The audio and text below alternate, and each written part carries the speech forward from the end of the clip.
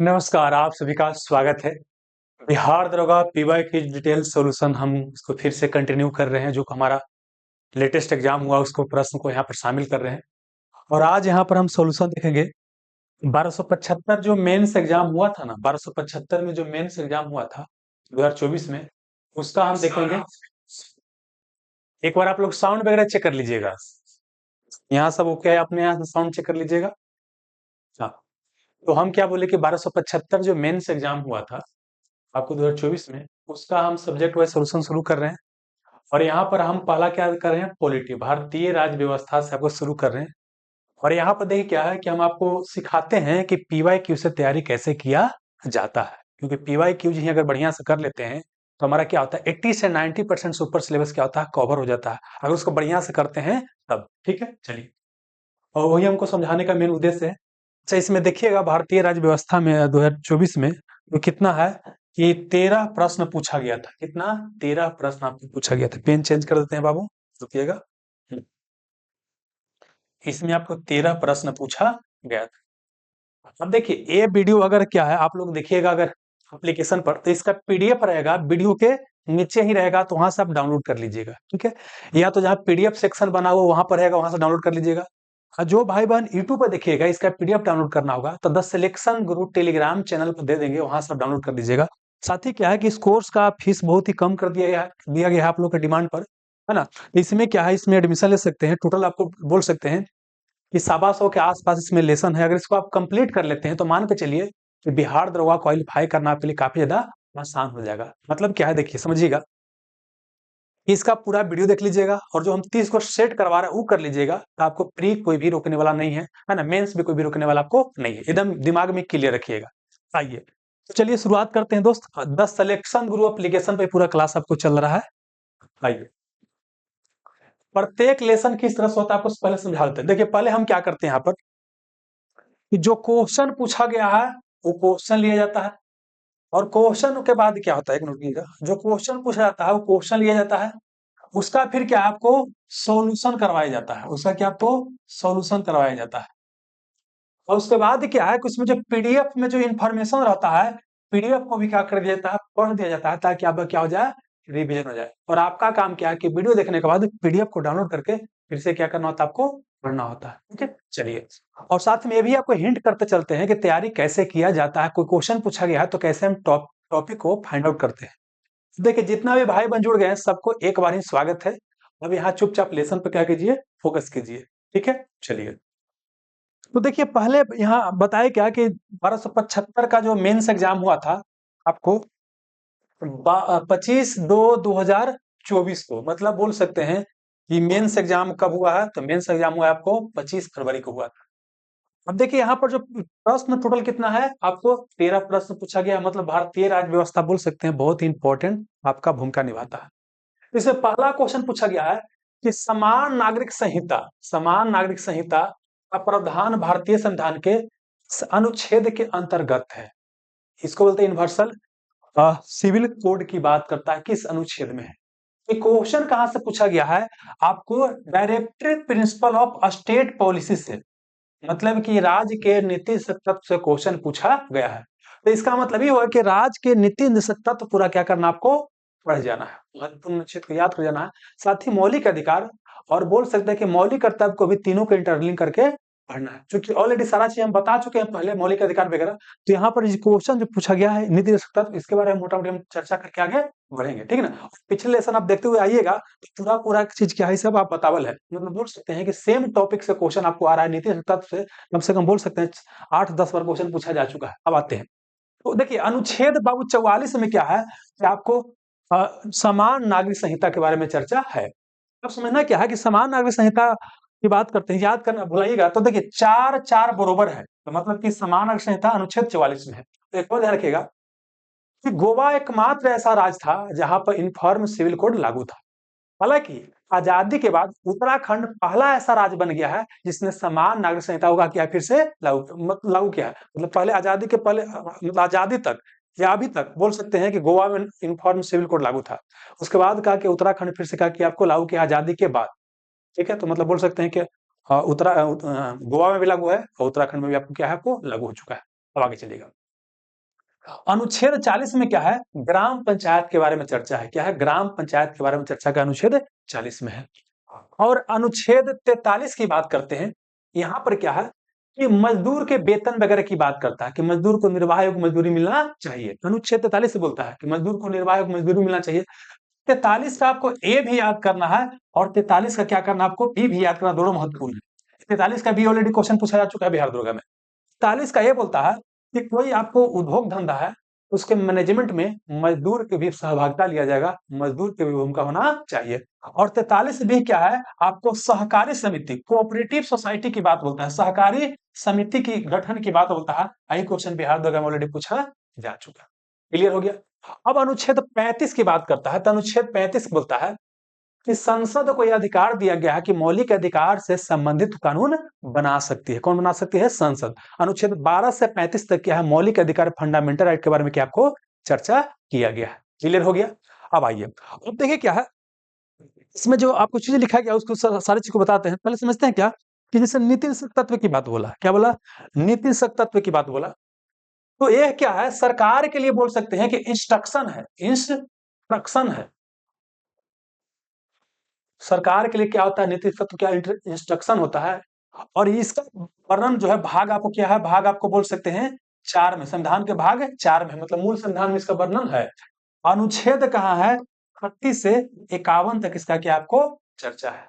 और किस देश के संविधान से लिया गया है, तो यह लिया गया आपको आयरलैंड के संविधान से आपको लिया गया है। आयरलैंड के संविधान से आपको लिया गया है। ठीक है। अब क्या है कि इसका प्रकृति पूछे, इसका प्रकृति क्या है, तो इसका प्रकृति क्या है, आपको अपरिवर्तनीय या गैर न्यायोचित, गैर न्यायोचित, न्यायोचित। इसका मतलब क्या है कि इसको लागू करवाने के लिए आप न्यायालय नहीं जा सकते हैं, जबकि मौलिक अधिकार को लागू करवाने के लिए आपको न्यायालय जा सकते थे। क्या क्वेश्चन है बाबू? काहे नहीं करवाएंगे बाबू? एकदम करवाएंगे। कैसे लग गया कि नहीं करवाएंगे बाबू? एकदम करवाएंगे, सब करवाएंगे। ठीक ना। आइए, क्या बोले, मौलिक अधिकार, फंडामेंटल राइट को लागू करने के लिए न्यायालय आप जा सकते हैं सीधे, लेकिन इसको लागू करवाने के लिए न्यायालय आप नहीं जा सकते। समझ में आ गया? चलिए, ये अब देखिए क्या है कि इसके बारे में अलग अलग विद्वान का अलग अलग राय है। उसी में क्या है, डॉक्टर भीमराव अम्बेडकर का नाम है कि भारत शासन अधिनियम 1935 के आपको अनुदेशों के समान है। क्वेश्चन पूछा जा चुका है कई एग्जाम में, किसने कहा था कि आपको राज्य के नीति तत्व जो है भारत शासन अधिनियम 1935 के अनुदेशों के समान है, तो किसने कहा था आपको? भीमराव अम्बेडकर ने कहा था। ठीक है, तो चलिए, इतना मोटा मोटी आपको याद होना चाहिए था। अब इसमें क्या है कि 36 से 51 में जो महत्वपूर्ण अनुच्छेद होता है वो आपको याद करना होता है। तो चलिए, आपको हम पीडीएफ के अनुसार बताते चलते हैं। आइए, वही लिखा है कि भाग 4 में क्या आपको इसका, भाग 4 में इसका वर्णन है, 36 से 51 तक चर्चा है। और ये कौन देश से लिया गया है? आयरलैंड के संविधान से लिया गया है। और क्या बोले, इसको भविष्य का अधिकार बोलते हैं। देखिए, मौलिक अधिकार को तुरंत मिला गया अधिकार बोलते हैं, जबकि इसको बोलते हैं भविष्य का अधिकार। जब सरकार के पास संसाधन होते रहेगा तो इसको लागू किया जाएगा। ध्यान रखिएगा, मौलिक अधिकार स्वतः लागू होता है, उसको लागू करने के लिए अलग से कानून नहीं बनाना पड़ता है, लेकिन इसको लागू करने के लिए अलग से कानून बनाना पड़ता है। आपको ध्यान रखना है। आइए, डॉक्टर भीमराव अम्बेडकर ने नीति तत्व के बारे में कहा था कि भारत शासन अधिनियम 1935 के अनुदेशों का क्या आपको समान है। क्वेश्चन स्टेटमेंट में पूछ सकता है। क्योंकि एल.एम. सिंघवी की बात करते हैं, उन्होंने बोला था कि संविधान को जीवन दान देने वाला संस्था है। किसने कहा था कि नीति तत्व संविधान को जीवन दान देने संस्था है? किसने कहा था आपको? एल.एम. सिंघवी ने, एल.एम. सिंघवी ने कहा था। फिर अगला पॉइंट क्या है, इसकी प्रकृति कैसा है? गैर न्यायोचित। गैर न्यायोचित प्रकृति मतलब क्या होता है, इसको लागू करवाने के लिए आप जो है न्यायालय नहीं जा सकते, मतलब न्यायालय में परिवर्तनीय नहीं है, जबकि मौलिक अधिकार न्यायालय में क्या परिवर्तनीय है, न्यायालय में लागू किया जा सकता है। आगे चलिएगा, मतलब न्यायालय के दरवाजा नीति तत्व के लिए नहीं खटखटाया जा सकता। अगला क्या है कि प्रत्येक सरकार इसे लागू करने का प्रयास करती है। अगर सरकार के पास संसाधन रहेगा तो लागू करेगा। इतने सरकार वादा करती है आपसे, फ्री में देंगे, फ्री मुंह देंगे, फ्री में नौकरी देंगे, मैंने बहुत चीज वादा करती है। सब इसी को क्या करती है, आपको पूरा करने का प्रयास करती है सरकार अलग अलग तरीका से। ठीक है ना। आइए, यह मौलिक अधिकार की भौतिक स्वतः लागू नहीं होता, मौलिक अधिकार स्वतः लागू है, जबकि इसको लागू करना है तो इसके लिए कानून अलग से बनाना पड़ता है। क्लियर है? आगे चलिएगा। मौलिक अधिकार से राजनीतिक न्याय मिलता है। ये क्वेश्चन पूछेगा कि मौलिक अधिकार से किस तरह के न्याय स्थापित होता है, और आपको directive principle of state policy से किस तरह के न्याय स्थापित होता है। तो देखिए, को पॉलिटिकल जस्टिस या राजनीतिक न्याय की बात करते हैं, ये मौलिक अधिकार फंडामेंटल राइट से आपको मिल जाता है। जबकि आर्थिक और सामाजिक न्याय, केवल आर्थिक और सामाजिक न्याय इकोनॉमिकल एंड सोशल जस्टिस किससे लागू होता है? Directive principle of state policy. वही लिखा गया है कि मौलिक अधिकार से राजनीतिक न्याय की स्थापना होता है, जबकि नीति तत्व से सामाजिक और आर्थिक, सोशल और इकोनॉमिक बोल सकते हैं कि जस्टिस की स्थापना होता है। ये आप ध्यान रखिएगा। अगला क्या है कि मौलिक अधिकार से व्यक्तिगत हित को बढ़ावा मिलता है। मौलिक अधिकार हित क्या है? मौलिक अधिकार से क्या होता है? फंडामेंटल राइट से व्यक्ति के हित को बढ़ावा मिलता है, जबकि आपको directive principle of state policy से आपको बोल सकते हैं कि सामाजिक और सामुदायिक हित का क्या होता है? संरक्षण मिलता है या इसको बढ़ावा आपको मिलता है। इसको आपको ध्यान रखना है। आगे चलिएगा। अब देखिए इसमें क्या है, कुछ महत्वपूर्ण नीति तत्व है, इसको क्या करना है? आपको रट जाना है। ये आपको एकदम मुंह पे एकदम हमेशा याद होना चाहिए। अनुच्छेद 40 क्या है? यहाँ पर है ग्राम पंचायत या गठन की चर्चा कहाँ है? अनुच्छेद आपको 40 में। जबकि 43 की बात करते हैं, इसमें क्या है? श्रमिकों के लिए वेतन की बात चर्चा है, मजदूर के लिए वेतन की चर्चा है। जबकि 43 के ए में बोलता है कि उद्योग के प्रबंधन में, मैनेजमेंट में मजदूर की भी भागीदारी होना चाहिए। जबकि 43 बी बोलता है कि सहकारी समितियों को बढ़ावा देना चाहिए, सहकारी समितियों का गठन किया जाना चाहिए, कोऑपरेटिव सोसाइटी का। और ये क्वेश्चन बड़ी महत्वपूर्ण है, सहकारी समिति के गठन की चर्चा किसमें है? अनुच्छेद 43 के बी में है। आगे चलिएगा। अनुच्छेद 44 की बात करते हैं, यहाँ पर समान नागरिक संहिता है, इसी को बोलते हैं uniform civil code, uniform civil code बोलते हैं। ठीक है, चलिए। अनुच्छेद 45 क्या बोलता है? अनुच्छेद 45 में पहले क्या था कि वहां था कि 6 साल से 14 साल के बीच बच्चा को शिक्षा देना, सरकार शिक्षा देने का सरकार प्रयास करेगी। ये कहाँ था? अनुच्छेद 45 में था। लेकिन संविधान में किया गया आपको 86 नंबर के संशोधन, ठीक ना, और यहाँ पर अनुच्छेद 21 के ए जोड़ दिया गया और 51 के ए के जोड़ दिया गया। तो अनुच्छेद 21 के ए के तहत क्या कर दिया गया कि 6 साल से 14 साल के बीच जो बच्चा रहेगा, शिक्षा पाना, प्राथमिक शिक्षा पाना उसका मौलिक अधिकार हो गया अनुच्छेद 21 के ए के तहत। जबकि गार्जियन के लिए बन गया, वो मौलिक कर्तव्य बन गया, और यही 11वां मौलिक कर्तव्य है प्राथमिक शिक्षा देना बच्चों के लिए, मतलब गार्जियन के लिए बच्चों को प्राथमिक शिक्षा देना या 6 वर्ष से 14 साल के बच्चा को शिक्षा देना गार्जियन के लिए कर्तव्य है। के में है 51 के ए के में है, और ये केमा कर्तव्य है? मौलिक कर्तव्य, 11वां मौलिक कर्तव्य, ध्यान रखिएगा, बस वही चीज लिखल है। तो अब देखिए 6 साल से 14 साल के बीच बच्चा को शिक्षा देना उधर चला गया। 6 साल से जो कम के बच्चा रहेगा उसको स्वास्थ्य का ख्याल रखना सरकार का काम है। ये किसमें आ गया? अनुच्छेद 45 में आ गया। जबकि अनुच्छेद 47 की बात करते हैं, इसमें है शराबबंदी, मादक पदार्थों पर प्रतिबंध। जैसे बिहार में शराबबंदी लागू किया गया था, किस अनुच्छेद का प्रयोग करके? 47 में क्या है? शराबबंदी। स से 47 और स से शराबबंदी एक जैसा उच्चारण लग रहा है। आगे चलिए। अनुच्छेद 48 बोलता है कृषि एवं पशुपालन। कृषि एवं पशुपालन किस अनुच्छेद में है? सरकार कृषि और पशुपालन को बढ़ावा देने का प्रयास करेगी। अनुच्छेद किस में है? 48 में है। जबकि 48 का ये भी बहुत महत्वपूर्ण है, पर्यावरण, वन एवं वन जीव संरक्षण, मतलब पर्यावरण का रक्षा करना है, वन का रक्षा करना है और वन में रहने वाले जीव के संरक्षण करना है। एक है 48 का एम है, 48 का एम है, 48 का एम है। अनुच्छेद 49 क्या बोलता है कि सांस्कृतिक विरासत की सुरक्षा के लिए राज्य दायित्व से संबंधित प्रावधान है। मतलब इसका मतलब ये हो गया कि कोई कल्चरल इंपॉर्टेंस का बिल्डिंग वगैरह है या कोई धरोहर है, उसको सरकार बचाने का प्रयास करेगी। ये किसमें? अनुच्छेद 49 में है। जबकि अनुच्छेद 50 की बात करता है, यहाँ पर बोलता है न्यायपालिका को रखा जाएगा, कार्यपालिका से पृथकीकरण किया जाएगा। मतलब न्यायालय के मामला में कार्यपालिका हस्तक्षेप नहीं करेगा, न्यायालय और कार्यपालिका दोनों अलग होगी ना। इस क्या है? 50-50 दोनों क्या होगा? अलग होगा। अनुच्छेद 50 में है। जबकि 51 बोलता है अंतर्राष्ट्रीय शांति और सुरक्षा का प्रयास सरकार करेगी। मतलब इंटरनेशनल लेवल पर शांति सुरक्षा का प्रयास सरकार करेगी। अनुच्छेद किसमें है?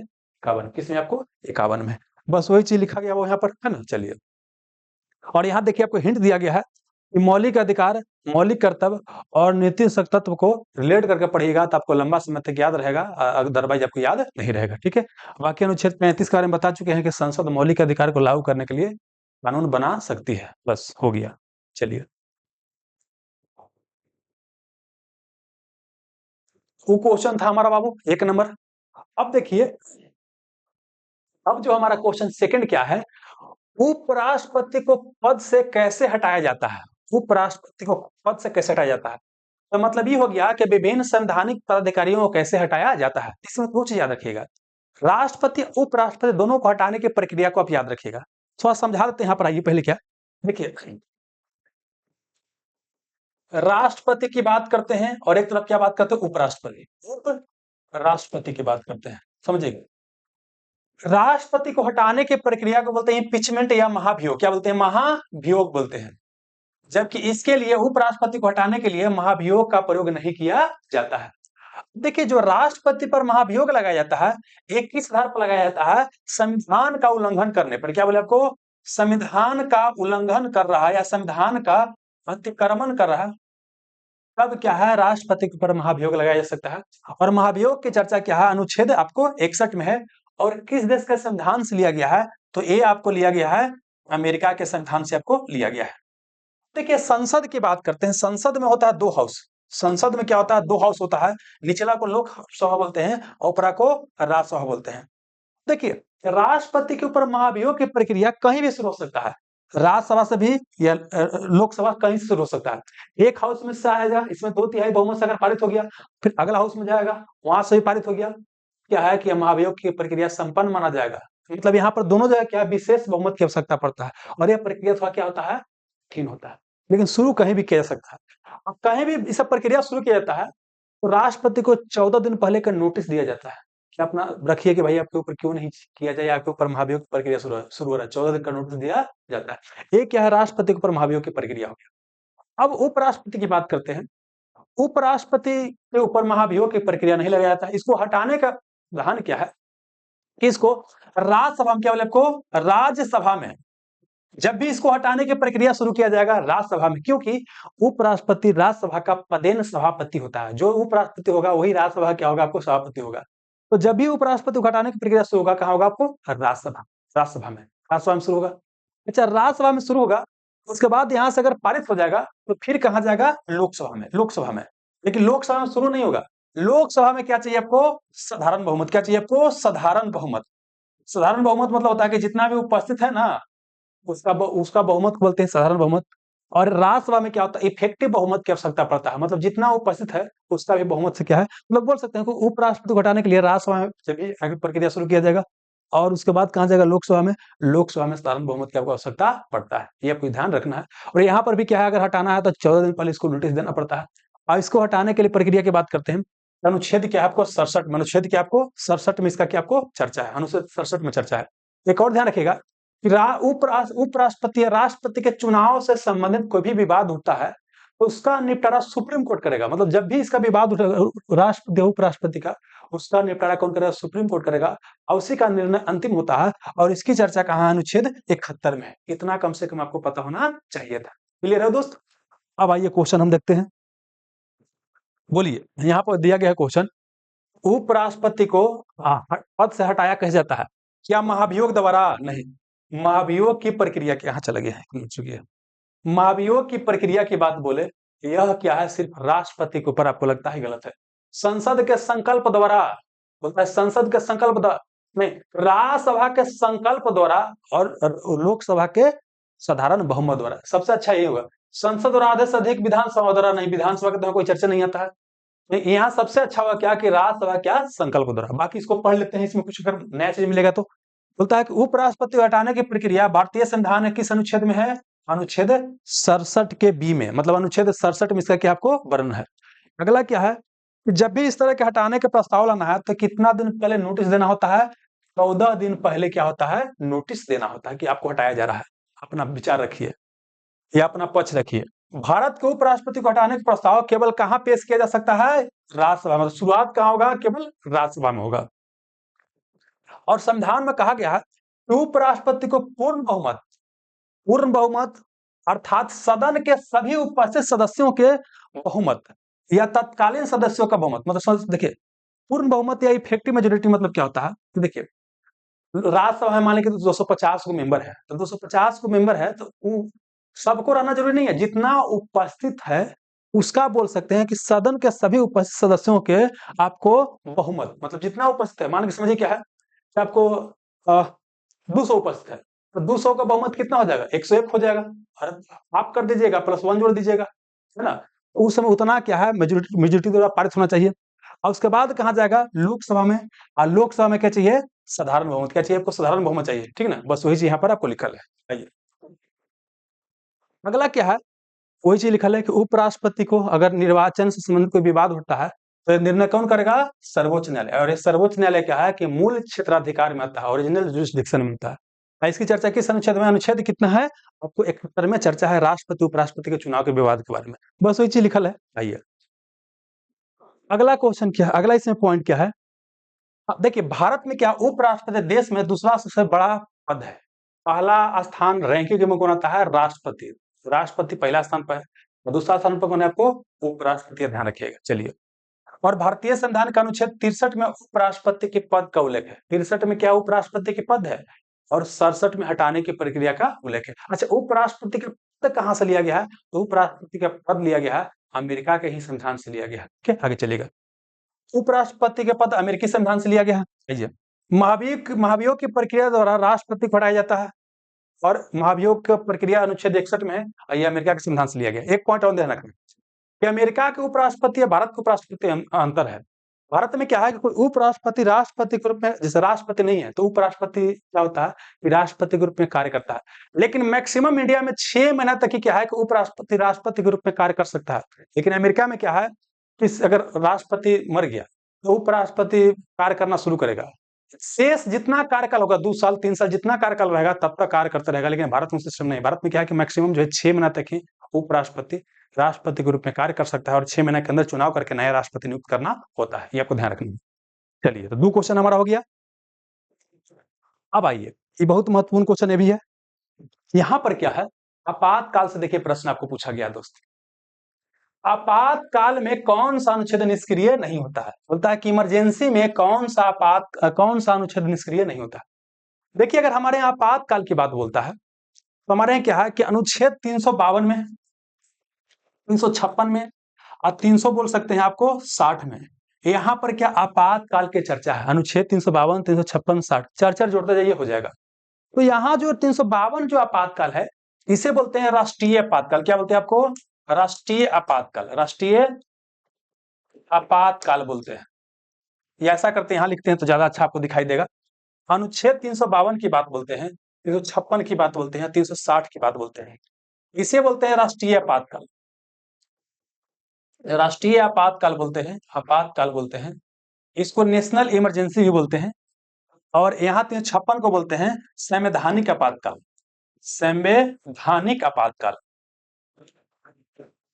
आपातकाल इसी को अगर आप बोलिएगा अंग्रेज एक और टर्म तो इसे बोलते हैं आपको राष्ट्रपति शासन। आम भाषा में राष्ट्रपति शासन बोलते हैं, आम भाषा में इसको बोलते हैं। ठीक है।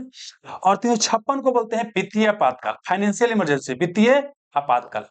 आपातकाल। अब यहाँ पर पॉइंट समझिए क्या है कि वित्तीय आपातकाल भारत में अब तक एक बार भी नहीं लगा। मतलब कितना बार लगा है? 0 बार लगा। चलिए, 356 का पहला प्रयोग 1951 में किया गया था, पंजाब में किया गया था। आपको ध्यान रखना सबसे ज्यादा दुरुपयोग इसी का होता है। और 352 को बोलते हैं राष्ट्रीय आपातकाल। इसका प्रयोग कितना बार हुआ है? आपको 3 बार हुआ है। यह क्या होता है समझिएगा। ये तो होता है, एक तो होता है युद्ध के आधार पर या हमारे देश के ऊपर क्या कोई बाह्य आक्रमण किया गया है, बाह्य आक्रमण किया गया है। या तो क्या है, पहले था कि आंतरिक अशांति। क्या था पहले? आपको आंतरिक अशांति के आधार पर, आंतरिक शांति के आधार पर। समझिए क्या है, युद्ध और बाह्य आक्रमण के आधार पर यह आपातकाल 2 बार लग चुका है। एक बार क्या है कि 1962 में जब भारत पर चीन आक्रमण कर दिया तब, एक बार 1971 में जब भारत पाकिस्तान के साथ युद्ध हुआ तब। 2 बार युद्ध और बाह्य आक्रमण के आधार पर लग चुका है। और यहाँ पर बात करते हैं 1962 में इंदिरा गांधी के नहीं, 1962 में आपका पंडित जवाहरलाल नेहरू प्रधानमंत्री थे और 71 में क्या थे? इंदिरा गांधी प्रधानमंत्री थी। और आंतरिक अशांति के आधार पर यहाँ पर लगा था 25 जून 1975 को लगा था। आंतरिक अशांति के आधार पर लगा था, ठीक ना। इसीलिए क्या है 25 जून को संविधान हत्या दिवस मनाया जाता है, क्योंकि बोला जाता है गलत तरीके से आपातकाल आपको लगाया गया था। अब आपातकाल लगाता कौन है? आपातकाल लगाता है कौन है? आपको राष्ट्रपति। कौन लगाता है? राष्ट्रपति लगाता है। आप जानते हैं क्या है, 25 जून को संविधान हत्या दिवस भारत में मनाया जाता है। ध्यान रखिएगा। अब क्या है कि वर्तमान क्या है, यह प्रावधान किया गया कि आंतरिक अशांति के आधार पर आपातकाल भारत में नहीं लग सकता है। किसको आंतरिक अशांति कहिएगा? यहाँ पर अब बोला गया क्या है कि अब क्या होगा, सशस्त्र विद्रोह। क्या बोलेंगे? सशस्त्र विद्रोह। कोई हथियारबंद विद्रोह कर रहा है भारत सरकार के खिलाफ, अब वहां पर यह आपातकाल लगाया जा सकता है। आंतरिक अशांति के आधार पर आपातकाल नहीं लगाया जा सकता है। और यह जो बदलाव किया गया किस संविधान संशोधन के तहत किया गया है, तो यह संविधान में किया गया था 44वें नंबर के संशोधन 1978 में किया गया था। जनता पार्टी की सरकार था, अब मोरारजी देसाई प्रधानमंत्री थे, इसको आपको ध्यान रखना है। इतना क्लियर हो गया। अब आगे समझना क्या बोलता है कि जब हमारे यहाँ इमरजेंसी लगता है, कौन सा अनुच्छेद कभी समाप्त नहीं होता। एक पॉइंट समझ लीजिए, पहले देखिए कि जब आप अनुच्छेद 352 की बात कर रहे हैं, जैसे क्या होता है नेशनल इमरजेंसी लगता है, तो अनुच्छेद 19 में जो है आपको मौलिक अधिकार दिया गया है, अभिव्यक्ति की स्वतंत्रता दिया गया है, देश के अंदर कहीं घूमने की स्वतंत्रता दिया गया, कोई व्यापार रोजगार करने की स्वतंत्रता दिया, कहीं निवास करने की स्वतंत्रता दिया गया है। तो यह जैसे ही आप बात करेगा, ध्यान रखिएगा, तो अनुच्छेद 19 अपने आप समाप्त हो जाएगा। इसकी चर्चा अनुच्छेद 358, अनुच्छेद 359 के भी साथ ही याद कीजिएगा। देखिए क्या बोलता है कि जैसे ही नेशनल इमरजेंसी भारत में लगता है, वैसे ही नेशनल इमरजेंसी भारत में लगता है, वैसे ही क्या होता है कि अनुच्छेद 19 के तहत मिले मौलिक अधिकार क्या होता है, स्वतः क्या होता है, आपको समाप्त हो जाता है। और जैसे ही नेशनल इमरजेंसी समाप्त होता है, अपने आप क्या होता है, पुनर्जीवित हो जाता है। इसकी चर्चा कहाँ है, अनुच्छेद 358 इसकी चर्चा है। ठीक है, अब ये भी पॉइंट ध्यान रखना है कि यह जो अनुच्छेद 19 समाप्त होता है, ये आपको युद्ध या बाह्य आक्रमण के आधार पर नेशनल इमरजेंसी लगता है तब समाप्त होता है। आंतरिक अशांति के आधार पर आप अगर आपातकाल लगा है, तब अनुच्छेद 19 आपको समाप्त नहीं होगा, कोई दिक्कत नहीं। अनुच्छेद 359 क्या बोलता है, तो मौलिक अधिकार आपका समाप्त नहीं होता है, मौलिक अधिकार का लागू होना कुछ समय के लिए क्या होता है, समाप्त हो जाता है। मतलब जब नेशनल इमरजेंसी लगा हुआ है, आप सुप्रीम कोर्ट में नहीं जा सकते हैं, कोर्ट में आप नहीं जा सकते हैं, ये अनुच्छेद 359 बोलता है। अब एक और पॉइंट बोलिए, ध्यान रखिएगा कि देखिए अनुच्छेद 19 तो समाप्त हो गया, लेकिन कभी भी आपका अनुच्छेद 20 और अनुच्छेद 21 जो होता है, किसी भी हाल में समाप्त नहीं होता है, चाहे नेशनल इमरजेंसी लगा हुआ या कुछ भी लगा हुआ, अनुच्छेद 20 और 21 कभी भी आपको समाप्त नहीं होता है। ये आपको नेशनल इमरजेंसी का क्या है, महत्वपूर्ण उदाहरण है कि नेशनल इमरजेंसी जब लगता है तो कौन सा अनुच्छेद समाप्त नहीं होता है, तो 20 और 21 समाप्त नहीं होता। 21 याद करना सबसे आसान है, 21 से बड़े क्वेश्चन होता है, ये है आपको गरिमापूर्ण जीवन जीने की स्वतंत्रता या प्राण एवं दैहिक स्वतंत्रता, ठीक है, गरिमापूर्ण जीवन जीने का अधिकार है, ये कभी भी आपको समाप्त नहीं होता है। ठीक है, जबकि अनुच्छेद 20 बोलता है अपराध के दोष सिद्धि के विरुद्ध संरक्षण, मतलब आपको अपने विरुद्ध गवाही देने के लिए बात नहीं किया जाएगा, आपको एक अपराध के लिए एक से अधिक बार दंड नहीं मिलेगा, ये सब कहा आपको अनुच्छेद 20 में, अपराध के दोष सिद्धि के विरुद्ध संरक्षण, ये 20 और कहीं समाप्त नहीं होता। तो यह क्वेश्चन क्या पूछा गया, देखिए कि आपातकाल में कौन सा अनुच्छेद निष्क्रिय नहीं होता है, तो बोलिए यहाँ पर क्या हो जाएगा, अनुच्छेद जो 20 है और 21 है, ये आपको निष्क्रिय आपको नहीं होता है। ठीक ना, चलिए आपातकाल में 20 तो निष्क्रिय नहीं होता है, लेकिन अनुच्छेद 19 तो निष्क्रिय हो जाता है। आइए अनुच्छेद 17 बोलता है अस्पृश्यता का अंत, अनटचेबिलिटी का अंत किया गया, अनुच्छेद 17 बड़ी महत्वपूर्ण है। अनुच्छेद 18 बोलता है उपाधियों का अंत किया गया है। अनुच्छेद 23 क्या है, शोषण के विरुद्ध संरक्षण आपको दिया गया है, जबकि 22 क्या है, गिरफ्तारी के विरुद्ध क्या आपको संरक्षण है। तो यहाँ पर क्या हो जाएगा, बोलिए अनुच्छेद क्या हो जाएगा आपको, 20 और 21 कभी समाप्त नहीं होता। बाकी पढ़ लेते हैं, आइए यहाँ पर वही पॉइंट लिखा गया है दोस्त कि आपातकाल को घोषणा होता है तब अनुच्छेद 20 और 21 के मूल अधिकार को छोड़कर अन्य मौलिक अधिकारों का परिवर्तन में के लिए न्यायालय में जाने का अधिकार निलंबित होता है, और अनुच्छेद 20 और 21 कभी भी किसी भी हाल में समाप्त आपको नहीं होता है। आगे चलिए, जब राष्ट्रपति अनुच्छेद 352 के तहत राष्ट्रीय आपातकाल की घोषणा करता है, किस आधार पर, युद्ध या बाह्य आक्रमण की स्थिति में, तब अनुच्छेद 19 के तहत प्राप्त सभी मौलिक अधिकार स्वतः अपने आप क्या होता है, निलंबित हो जाता है। इसकी चर्चा अनुच्छेद 358 में है। ठीक है, और अनुच्छेद 358 के अनुसार बोलता है कि राष्ट्रीय आपातकाल घोषणा होता है तो अनुच्छेद 19 के तहत जो 6 को मौलिक अधिकार मिला है, स्वतः ही क्या होता है, निलंबित होता है। और जब राष्ट्रीय आपातकाल समाप्त हो जाता है, तो क्या होता है, अनुच्छेद 19 के तहत जो अधिकार मिला है स्वतः पुनर्जीवित भी हो जाता है।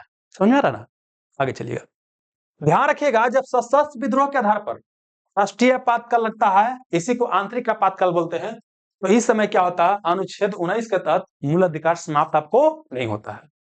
अनुच्छेद 19 के अलावा अन्य मौलिक अधिकार को राष्ट्रपति द्वारा अनुच्छेद 359 के तहत अधिसूचना जारी करके निलंबित किया जाता है। अब एक और पॉइंट समझाते हैं, देखिए मौलिक अधिकार क्या होता है, सस्पेंशन एक होता है, सस्पेंशन मतलब निलंबन, एक होता है समाप्ति। समझिए, अगर मौलिक अधिकार नया जोड़ना है या उसको हटा देना है, पूरी तरीके से हटा देना है, तो उसके लिए संविधान में करना पड़ता है संशोधन, जो कि संसद कर सकती है।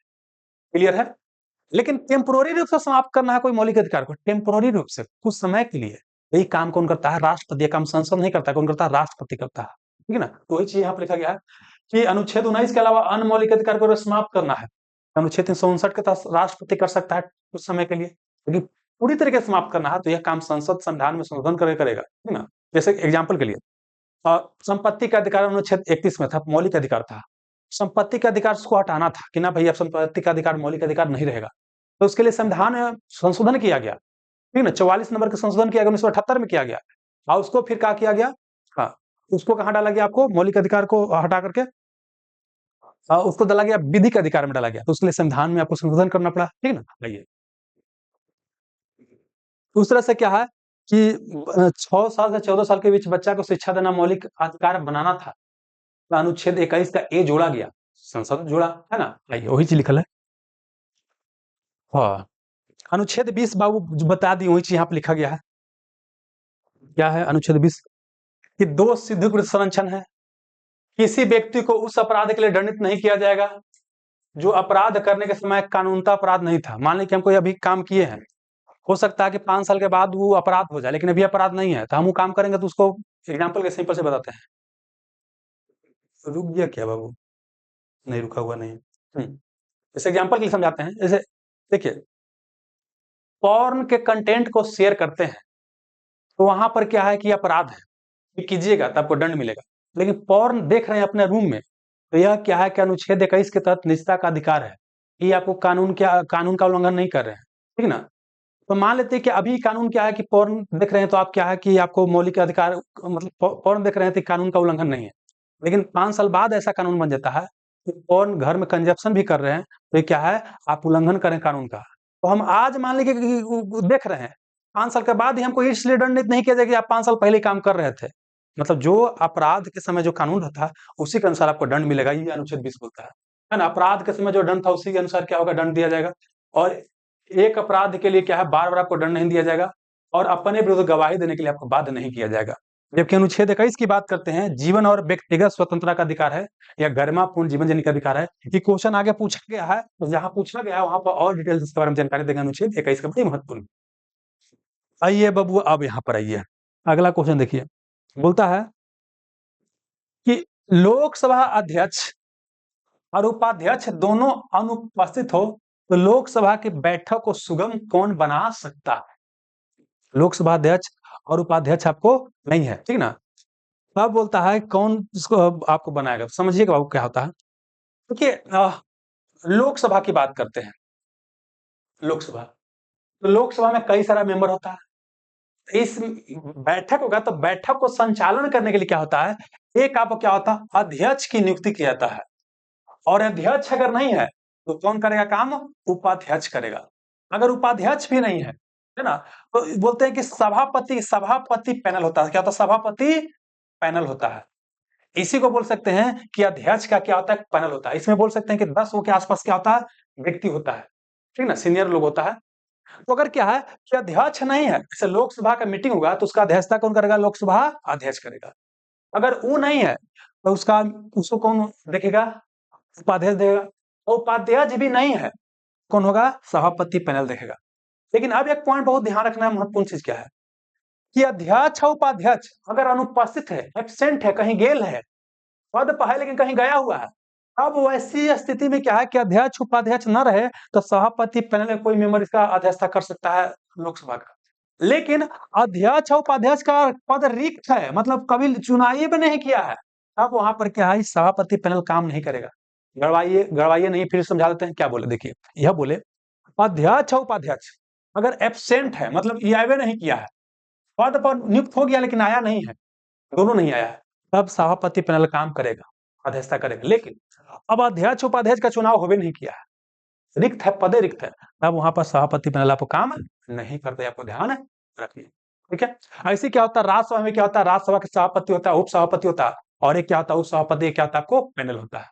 बस सेम चीज होता है, ध्यान रखिएगा, ठीक ना? वही चीज यहाँ पर लिखल। अच्छा, एक और ध्यान रखिएगा कि अध्यक्ष और उपाध्यक्ष की चर्चा जो है अनुच्छेद 93 में क्वेश्चन पूछेगा कि अध्यक्ष और उपाध्यक्ष के पद के बारे में चर्चा किसमें है? अनुच्छेद 93। अभी ध्यान रखिएगा कि लोकसभा जो अध्यक्ष होता है, लोकसभा जो अध्यक्ष होता है, इसका इसका चुनाव या उपाध्यक्ष का चुनाव लोकसभा के सारा मेंबर मिले करते हैं, चाहे सत्ता पक्ष का हो या विपक्ष का हो। लेकिन आपसे कंफ्यूजन करने के लिए क्या दे देगा कि लोकसभा अध्यक्ष का चुनाव केवल सत्ता पक्ष के लोग करते हैं, मतलब भाजपा की सरकार है तो भाजपा करेगा, कांग्रेस सरकार है तो कांग्रेस करेगा, नहीं। इसमें सब पार्टी जितना रहेगा सब मिले करेगा। 540 वर्ष से मेंबर भी है तो 540 क्या करेगा, मिलकर करेगा, अध्यक्ष और उपाध्यक्ष का चुनाव करेगा। एक पॉइंट ध्यान रखना है, ये समझा देते हैं, पहले समझिए क्या कि ऐसे समझा देखिए क्या होता है, पहले समझिए क्या होता है। एक आपको चुनाव हुआ, समझिए कि लोकसभा का चुनाव, लोकसभा क्या आपको चुनाव हुआ, लोकसभा का चुनाव हुआ। तो लोकसभा का चुनाव होने के बाद क्या होता है कि एक प्रोटेम स्पीकर की नियुक्ति की जाता है, कि आपको प्रोटेम स्पीकर, इसी को बोलते हैं समसामयिक अध्यक्ष या टेम्पोररी अध्यक्ष का नियुक्ति किया जाता है। यह नियुक्ति कौन करता है, राष्ट्रपति नियुक्ति करता है। शपथ कौन दिलाता है, राष्ट्रपति शपथ दिलवाता है। ये प्रोटेम स्पीकर का काम क्या है कि जितना लोकसभा के मेंबर आ गया ना, सबको क्या करना है, शपथ दिलवा देना, बस इसका यही काम है। जब सब कोई शपथ ले लिया, ठीक है, अब क्या है कि लोकसभा अध्यक्ष का चुनाव की तारीख राष्ट्रपति क्या करेगा, घोषित करेगा कौन तारीख का चुनाव होने वाला लोकसभा अध्यक्ष का। बस सब मिले क्या करेगा, लोकसभा अध्यक्ष अपना चुन लिया। जैसे ही लोकसभा अध्यक्ष चुना गया, वैसे ही प्रोटेम स्पीकर का काम क्या हो गया, समाप्त हो गया। इसका क्या हो गया, काम समाप्त हो गया, इसको कुछ और करने की आवश्यकता नहीं है। अब क्या करेगा, अपना ये काम करेगा। फिर लोकसभा उपाध्यक्ष के चुनाव का तारीख लोकसभा अध्यक्ष डिसाइड करता है। क्या बोले, लोकसभा अध्यक्ष का चुनाव का तारीख जो है राष्ट्रपति घोषित करता है, लेकिन उपाध्यक्ष के चुनाव का तारीख कौन घोषित करता है, तो आपको लोकसभा अध्यक्ष करता है। एक पॉइंट और देखना है, ध्यान रखिएगा। ये देखिए, अध्यक्ष जो होता है ना, ये अध्यक्ष के रूप में शपथ आपको नहीं लेता है। क्वेश्चन पूछेगा कि अध्यक्ष जो लोकसभा अध्यक्ष जो होता है, तो शपथ कौन दिलवाता है, तो लोकसभा अध्यक्ष के रूप में शपथ नहीं लेता। एक सिंपल मेंबर के रूप में प्रोटेम स्पीकर उसको ऑलरेडी क्या है, शपथ दिलवा चुका है।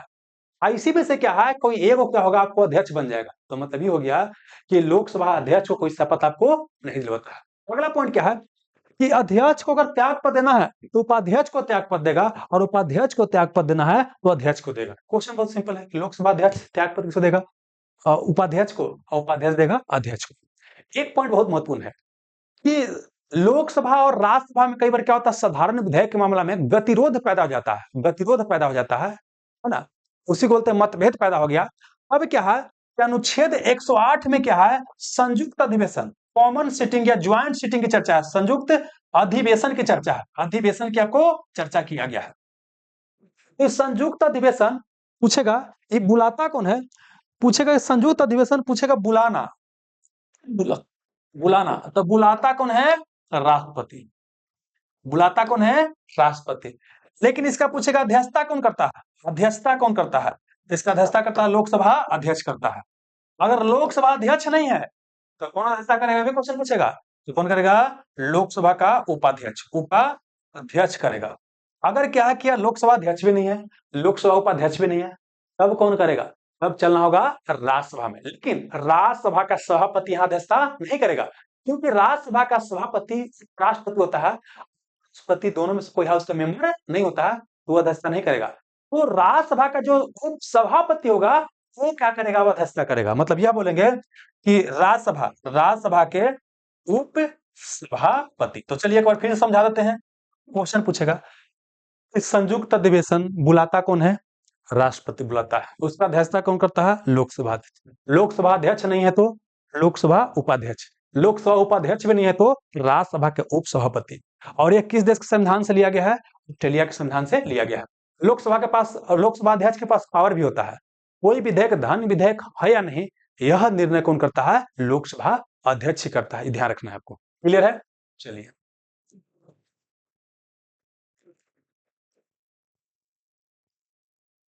तो यहाँ पर क्वेश्चन है बाबू, क्या यहाँ क्वेश्चन क्या था कि लोकसभा अध्यक्ष और उपाध्यक्ष दोनों अनुपस्थित है, दोनों क्या आपको नहीं है, दोनों नहीं है। अब बोलता है कि लोकसभा के बैठक, खाली यहाँ लोकसभा के बैठक की बात करता, संयुक्त अधिवेशन की बात नहीं करता कि कौन करेगा। तो क्या राज्यसभा का अध्यक्ष करेगा, नहीं। सभापति तो राज्यसभा में होता है, नहीं। राज्यसभा का उपाध्यक्ष नहीं, क्या होगा, अध्यक्ष पैनल जो होता है ना, लोकसभा में जो सभापति का पैनल या अध्यक्ष का पैनल होता है वो अध्यक्षता करेगा, बस वही है। आइए, टॉपिक क्या है, पीठासीन पदाधिकारी से क्वेश्चन आपको पूछा गया है, ठीक ना। चलिए, तो मतलब क्या है कि राज्यसभा में क्या सिस्टम है, विधानसभा में क्या है ना, सब आपको पढ़ लेना है। आइए, लोकसभा की बैठक की अध्यक्षता लोकसभा का अध्यक्ष करता है, अगर अध्यक्ष का पद रिक्त हो तो कौन करेगा? उपाध्यक्ष करेगा, है ना? बस वही है।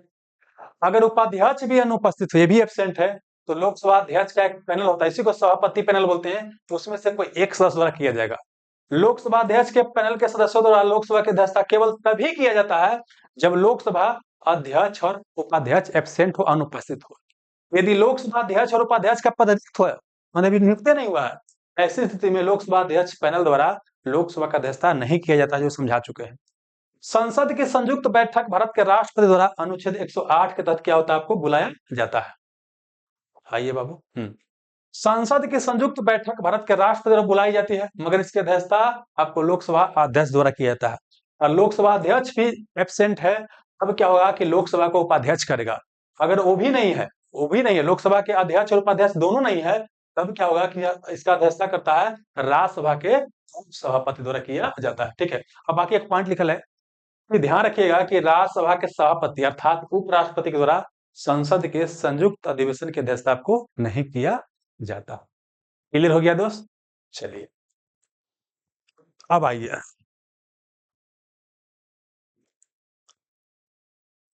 अगला है क्या कि लोकसभा अध्यक्ष के चुनाव की तिथि इसके द्वारा घोषित किया जाता है। अगर पिछला क्वेश्चन समझे होंगे बढ़िया से तो ये क्वेश्चन बन जाएगा। मतलब कहने का मतलब ये है, एक ही क्वेश्चन को अगर बढ़िया समझ लेते हैं तो बहुत सारा क्वेश्चन क्या होता है? बन जाता है। क्वेश्चन पूछता है कि लोकसभा अध्यक्ष के चुनाव की तिथि कौन घोषित करता है? तो बताएं तो कि लोकसभा के अध्यक्ष के चुनाव की तिथि जो होता है ये आपको राष्ट्रपति घोषित करता है, और लोकसभा उपाध्यक्ष के चुनाव की तिथि जो होता है वो लोकसभा अध्यक्ष द्वारा घोषित किया जाता है। तो यहाँ क्या आंसर हो जाएगा? हो जाएगा राष्ट्रपति। क्या हो जाएगा? राष्ट्रपति। चलिए इसको पढ़ लेते हैं, वही क्वेश्चन है, देख लेते हैं। ये बता चुके हैं इस संविधान के अनुच्छेद 93 में क्या है? लोकसभा अध्यक्ष और लोकसभा उपाध्यक्ष के बारे में चर्चा है। लोकसभा अध्यक्ष और उपाध्यक्ष क्या होता है? लोकसभा का ही मेंबर होता है। वही लिखल है कि लोकसभा सेम में ही से अपने में से ही क्या होता है? सभी सदस्य मिलकर के एक अध्यक्ष और एक उपाध्यक्ष का क्या करेगी? चुनाव करेगी।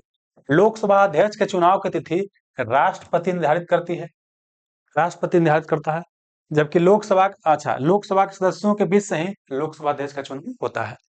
लोकसभा अध्यक्ष के चुनाव में लोकसभा के सभी सदस्य भाग लेते हैं, चाहे सत्ता पक्ष हो या विपक्ष हो। और यहाँ लिखा है कि ध्यान रखिएगा कि ऑप्शन में कंफ्यूज करेगा कि केवल सत्ता पक्ष का भाग लेता है, नहीं, सब मिलकर चुनाव करता है। लोकसभा अध्यक्ष अध्यक्ष के रूप में शपथ नहीं लेता है, बड़ी महत्वपूर्ण पॉइंट है। शुरुआत में एक समान सदस्य के रूप में क्या होता है? प्रो टेम स्पीकर इसको शपथ दिलवा चुका होता है। लोकसभा का एक और ध्यान रखना, लोकसभा का जब कार्यकाल समाप्त हो जाता है तो लोकसभा का अध्यक्ष अपना पद नहीं छोड़ता है जब तक नया प्रोटेम स्पीकर नहीं, समझिएगा। मान लेते क्या है 2019 में क्या था कि एक लोकसभा अध्यक्ष चुनाव हुआ, नहीं 2024 में फिर क्या हुआ कि लोकसभा का विघटन कर दिया गया। क्या लोकसभा का विघटन होने के साथ लोकसभा अध्यक्ष पद समाप्त हो गया? नहीं, ये नया चुनाव हो जाएगा, और जब तक एक प्रोटेम स्पीकर आ नहीं जाएगा तब क्या वो अपना पद पर क्या होता है? लोकसभा अध्यक्ष बना रहता है। इसको आपको ध्यान रखना है। आगे चलिए, वही पॉइंट यहाँ पर लिखल है, लोकसभा कार्यकाल समाप्त होने पर भी नए लोकसभा के पहले बैठक, मतलब पहला जब तक बैठक नहीं होगा, लोकसभा का अध्यक्ष अपने पद पर बना रहता है। लोकसभा अध्यक्ष लोकसभा उपाध्यक्ष को तथा अध्यक्ष जो होता है उपाध्यक्ष, मतलब लोकसभा अध्यक्ष लोकसभा उपाध्यक्ष को त्याग पद देगा और उपाध्यक्ष अध्यक्ष को त्याग पद देगा। महत्वपूर्ण चीज है। लोकसभा में अध्यक्ष की अनुपस्थिति में उपाध्यक्ष और उपाध्यक्ष की अनुपस्थिति में जो आपको वरिष्ठ पैनल का सदस्य होता है वो क्या करता है? पीठासीन होता है, मतलब वो अध्यक्षता आपको करेगा। प्रथम लोकसभा अध्यक्ष गणेश वासुदेव मावलंकर थे, बड़ी महत्वपूर्ण, ध्यान रखिएगा। और प्रथम उपाध्यक्ष कौन थे? अनंत सैनम अयंगर। तो याद कीजिए, लोकसभा के प्रथम अध्यक्ष कौन थे? गणेश वासुदेव मावलंकर, और लोकसभा के प्रथम उपाध्यक्ष कौन थे? अनंत सैनम अयंगर। अध्यक्ष गणेश वासुदेव मावलंकर और उपाध्यक्ष अनंत सैनम अयंगर थे। आगे चलिए, प्रोटेम स्पीकर के बारे में बता चुके हैं। संविधान में देखिए, हालांकि संविधान में जानते हैं प्रोटेम स्पीकर से कहीं चर्चा नहीं किया गया, लेकिन फिर भी क्या है कि आपको प्रोटेम स्पीकर को क्या होता है? एक अस्थायी स्पीकर के रूप में क्या होता है? राष्ट्रपति द्वारा नियुक्त किया जाता है। इसका मुख्य काम बता दीजिए क्या है? तो जो भी लोकसभा के सदस्य चुन करके आए हैं उनको शपथ दिलवाने इसका मेन काम है। और जैसे लोकसभा अध्यक्ष का चुनाव हो जाता है, इसका पद अपने आप क्या होता है? समाप्त हो जाता है। बस वही पॉइंट लिखल है, और कुछ इसमें है नहीं। ठीक है ना? चलिए, अब याद रखिएगा कि लोकसभा में अगर प्रोटेम स्पीकर की नियुक्ति करना है तो यह राष्ट्रपति करेगा, लेकिन राज्य में विधानसभा में अगर प्रोटेम स्पीकर बनाना है तब वहां कौन बनाएगा? राज्यपाल बनाएगा। इसको आपको ध्यान रखना है बस। जैसे ही लोकसभा अध्यक्ष का चुनाव हो जाता है, वैसे ही लोकसभा में प्रोटेम स्पीकर का पद समाप्त हो जाता है। और जैसे ही विधानसभा में, राज्य के विधानसभा में अध्यक्ष का चुनाव हो जाता है, वैसे ही विधानसभा में प्रोटेम स्पीकर का काम समाप्त हो जाता है। लोकसभा अध्यक्ष एवं उपाध्यक्ष का पद हाँ, ये क्वेश्चन महत्वपूर्ण है। लोकसभा अध्यक्ष की बात करते हैं और लोकसभा उपाध्यक्ष की बात करते हैं। दोनों का पद कब बनाया गया? तो अंग्रेज जब शासन कर रहा था, भारत शासन अधिनियम 1919 के तहत बनाया गया था। लेकिन पद बना कब था? 1921 में। 1921 में बना था, लेकिन अधिनियम कौन था? भारत शासन अधिनियम 1919 था। आइए, बाकी तो बता दिए बाबू। आइए, अब क्या है कि लोकसभा अध्यक्ष की शक्ति क्या है? शक्ति क्या है? कोई विधेयक धान्य विधेयक है या नहीं, लोकसभा अध्यक्ष का निर्णय क्या होता है? अंतिम होता है। अगला क्या? इस संसद के संयुक्त अधिवेशन की अध्यक्षता लोकसभा अध्यक्ष ही करता है। हालांकि बुलाता कौन है आपको? राष्ट्रपति बुलाता है। चलिए, तो भी क्वेश्चन हमारा क्लियर हो गया। अब आइए, अगला क्वेश्चन है कि 92वें संविधान संशोधन 2003 द्वारा 8वीं अनुसूची में कौन सी भाषा आपको जोड़ा गया? चलिए,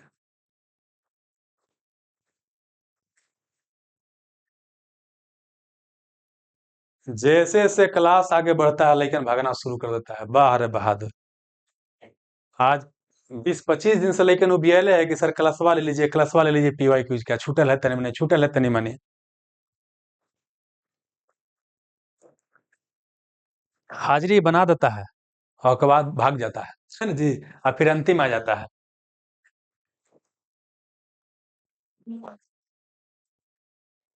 निजाम निकालना इतना आसान नहीं है बाबू। ये गते आएगा कोई भी निकाल लेगा। इतना आसान होता तो सबको ही निकाल लेता। खून पसीना एक करे पड़ता है बाबू। मन नहीं करता पढ़े का, फिर भी पढ़े का मन, फिर भी पढ़ना पड़ता है। सोचिए कि खाली भारत ये क्वेश्चन पूछल है, इसको बस आंसर बता के निकल जाए और उसे पीवाई क्यू से तैयारी कभी नहीं होता दोस्त। पीवाई क्यू से तैयारी करने का मतलब क्या है? तो हम कम बता रहे हैं। इसका पहले वाला लेसन जो हो चुका है इसमें और ज्यादा बताएं। हम तो बताते हैं अगर पीवाई क्यू पढ़ लिया तो कुछ और पढ़े की आवश्यकता नहीं है, लेकिन उतना समय लेके नहीं देता है, लेकिन भागना भागी शुरू कर देता है। आइए, चलिए, जितना भाई बहन अभी बचल है बताइए हो, मजा आ रहा है कि नहीं मजा आ रहा है?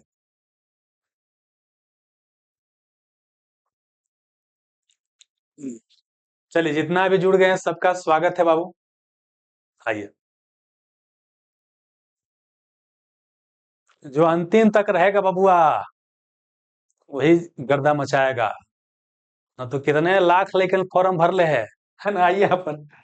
हाँ, तो देखिए बेसिकली क्या है कि हमारा संविधान में क्या है, अनुसूची है, उसमें 8वीं अनुसूची क्या आपको उसमें 8वीं अनुसूची में क्या है, इसमें भाषा के बारे में चर्चा है। 8वीं अनुसूची में क्या है? भाषा के बारे में चर्चा है। इसमें शुरू में कितना था? तो शुरू में कितना था? शुरू में इसमें आपको शुरू में इसमें 14 भाषा था। कितना? संविधान के 8वीं अनुसूची में शुरू में 14 भाषा था। बाद में इसमें 8 भाषा और जोड़ा गया। कितना हो गया? वर्तमान में कितना है? 22 भाषा संविधान के 8वीं अनुसूची में शामिल है। इसमें आप एक पॉइंट ध्यान रखना कि अंग्रेजी इसमें शामिल नहीं है। लय है कि अंग्रेजी शामिल होगा, लेकिन अंग्रेजी शामिल नहीं है। सीडीएस 2016 में हम एग्जाम दिए थे, क्वेश्चन पूछा गया था कि संविधान के 8वीं अनुसूची में कौन भाषा नहीं है? अंग्रेजी जो है आपको शामिल नहीं है।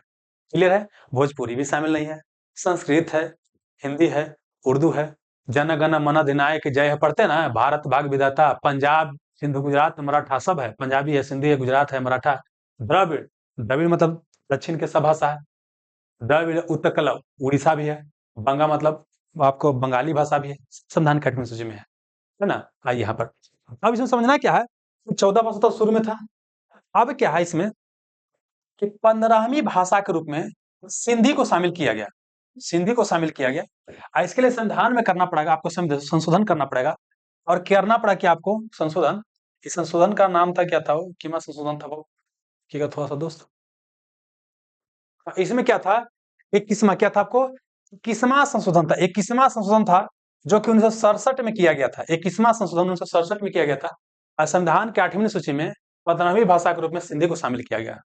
फिर बाद में क्या है कि 71वां संशोधन किया गया 1992 में किया गया।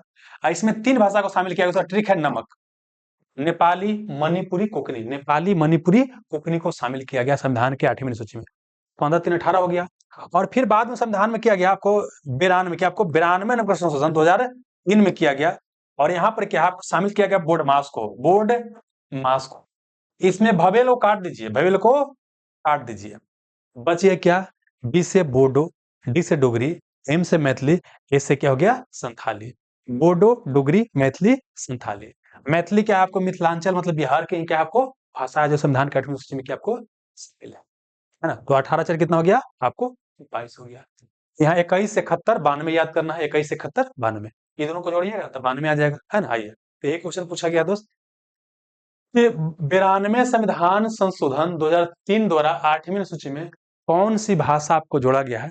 तो कौन सी भाषा जोड़ा गया बाबू, कौन, कोकनी नहीं, कोकनी तो आपको क्या बोलते हैं 21 71 71वीं के तहत जोड़ा गया है ना, 71वीं के तहत कोकनी को भी मणिपुरी को भी जोड़ा गया है। सिंधी को तो आपको क्या आपको 15वीं भाषा के रूप में 1967 में शामिल किया गया, 21वें संविधान संशोधन के तहत। संथाली को शामिल किया गया है, संथाली को शामिल किया गया आपको 92वें संविधान संशोधन के तहत, बोडमास में आता है। चलिए संविधान की 8वीं सूची महत्वपूर्ण है। आइए तो संविधान के 8वीं सूची का संबंध क्या है भाषा से। मूल रूप से कितना था 14 भाषा था, बाद में 8 भाषा और ऐड किया गया तो कितना हो गया 22 भाषा हो गया। फिर क्या बोले 21वां संविधान संशोधन जो कि 1967 में किया गया, इसके तहत सिंधी को 15वीं भाषा के रूप में शामिल किया गया। और फिर 71वां नंबर का संशोधन किया गया 1992 में, इसके तहत 3 और भाषा को जोड़ा गया, उसका ट्रिक क्या है नमक, नेपाली, मणिपुरी, कोकनी, नेपाली, मणिपुरी, कोकनी। अब देखिए नेपाली लगेगा ना कि विदेशी भाषा ये शामिल नहीं होगा, लेकिन नेपाली शामिल है। फिर क्या हुआ कि संविधान में किया गया आपको 92 नंबर का संशोधन 2003 में किया गया, और यहाँ पर 4 और भाषा को जोड़ा गया, उसका ट्रिक क्या है बोर्ड, बोडमास। इसमें ओ को काट देना है, ए को काट देना है, बोडो, डोगरी, मैथिली, संथाली। हिंदी, संस्कृत, उर्दू इत्यादि की बात करते हैं 8वीं सूची में मूल रूप से शामिल था, जबकि अंग्रेजी संविधान की 8वीं सूची में शामिल नहीं है। ये बड़ी वीवीआई महत्वपूर्ण क्वेश्चन आपको। अब चलिए दोस्त ये भी कंसेप्चुअल क्वेश्चन है। यहाँ पर क्या क्वेश्चन पूछता है कि अध्याच अध्याच अध्याच क्या है अध्यात्मक सरकार, अध्यात्मक सरकार की विशेषता क्या है, मतलब प्रेसिडेंशियल सरकार की विशेषता क्या है। इसको लिए थोड़ा समझाना पड़ेगा, कंसेप्ट सब क्वेश्चन बनेगा वो। तो ये क्या होता है, एक होता है आपको क्या अध्य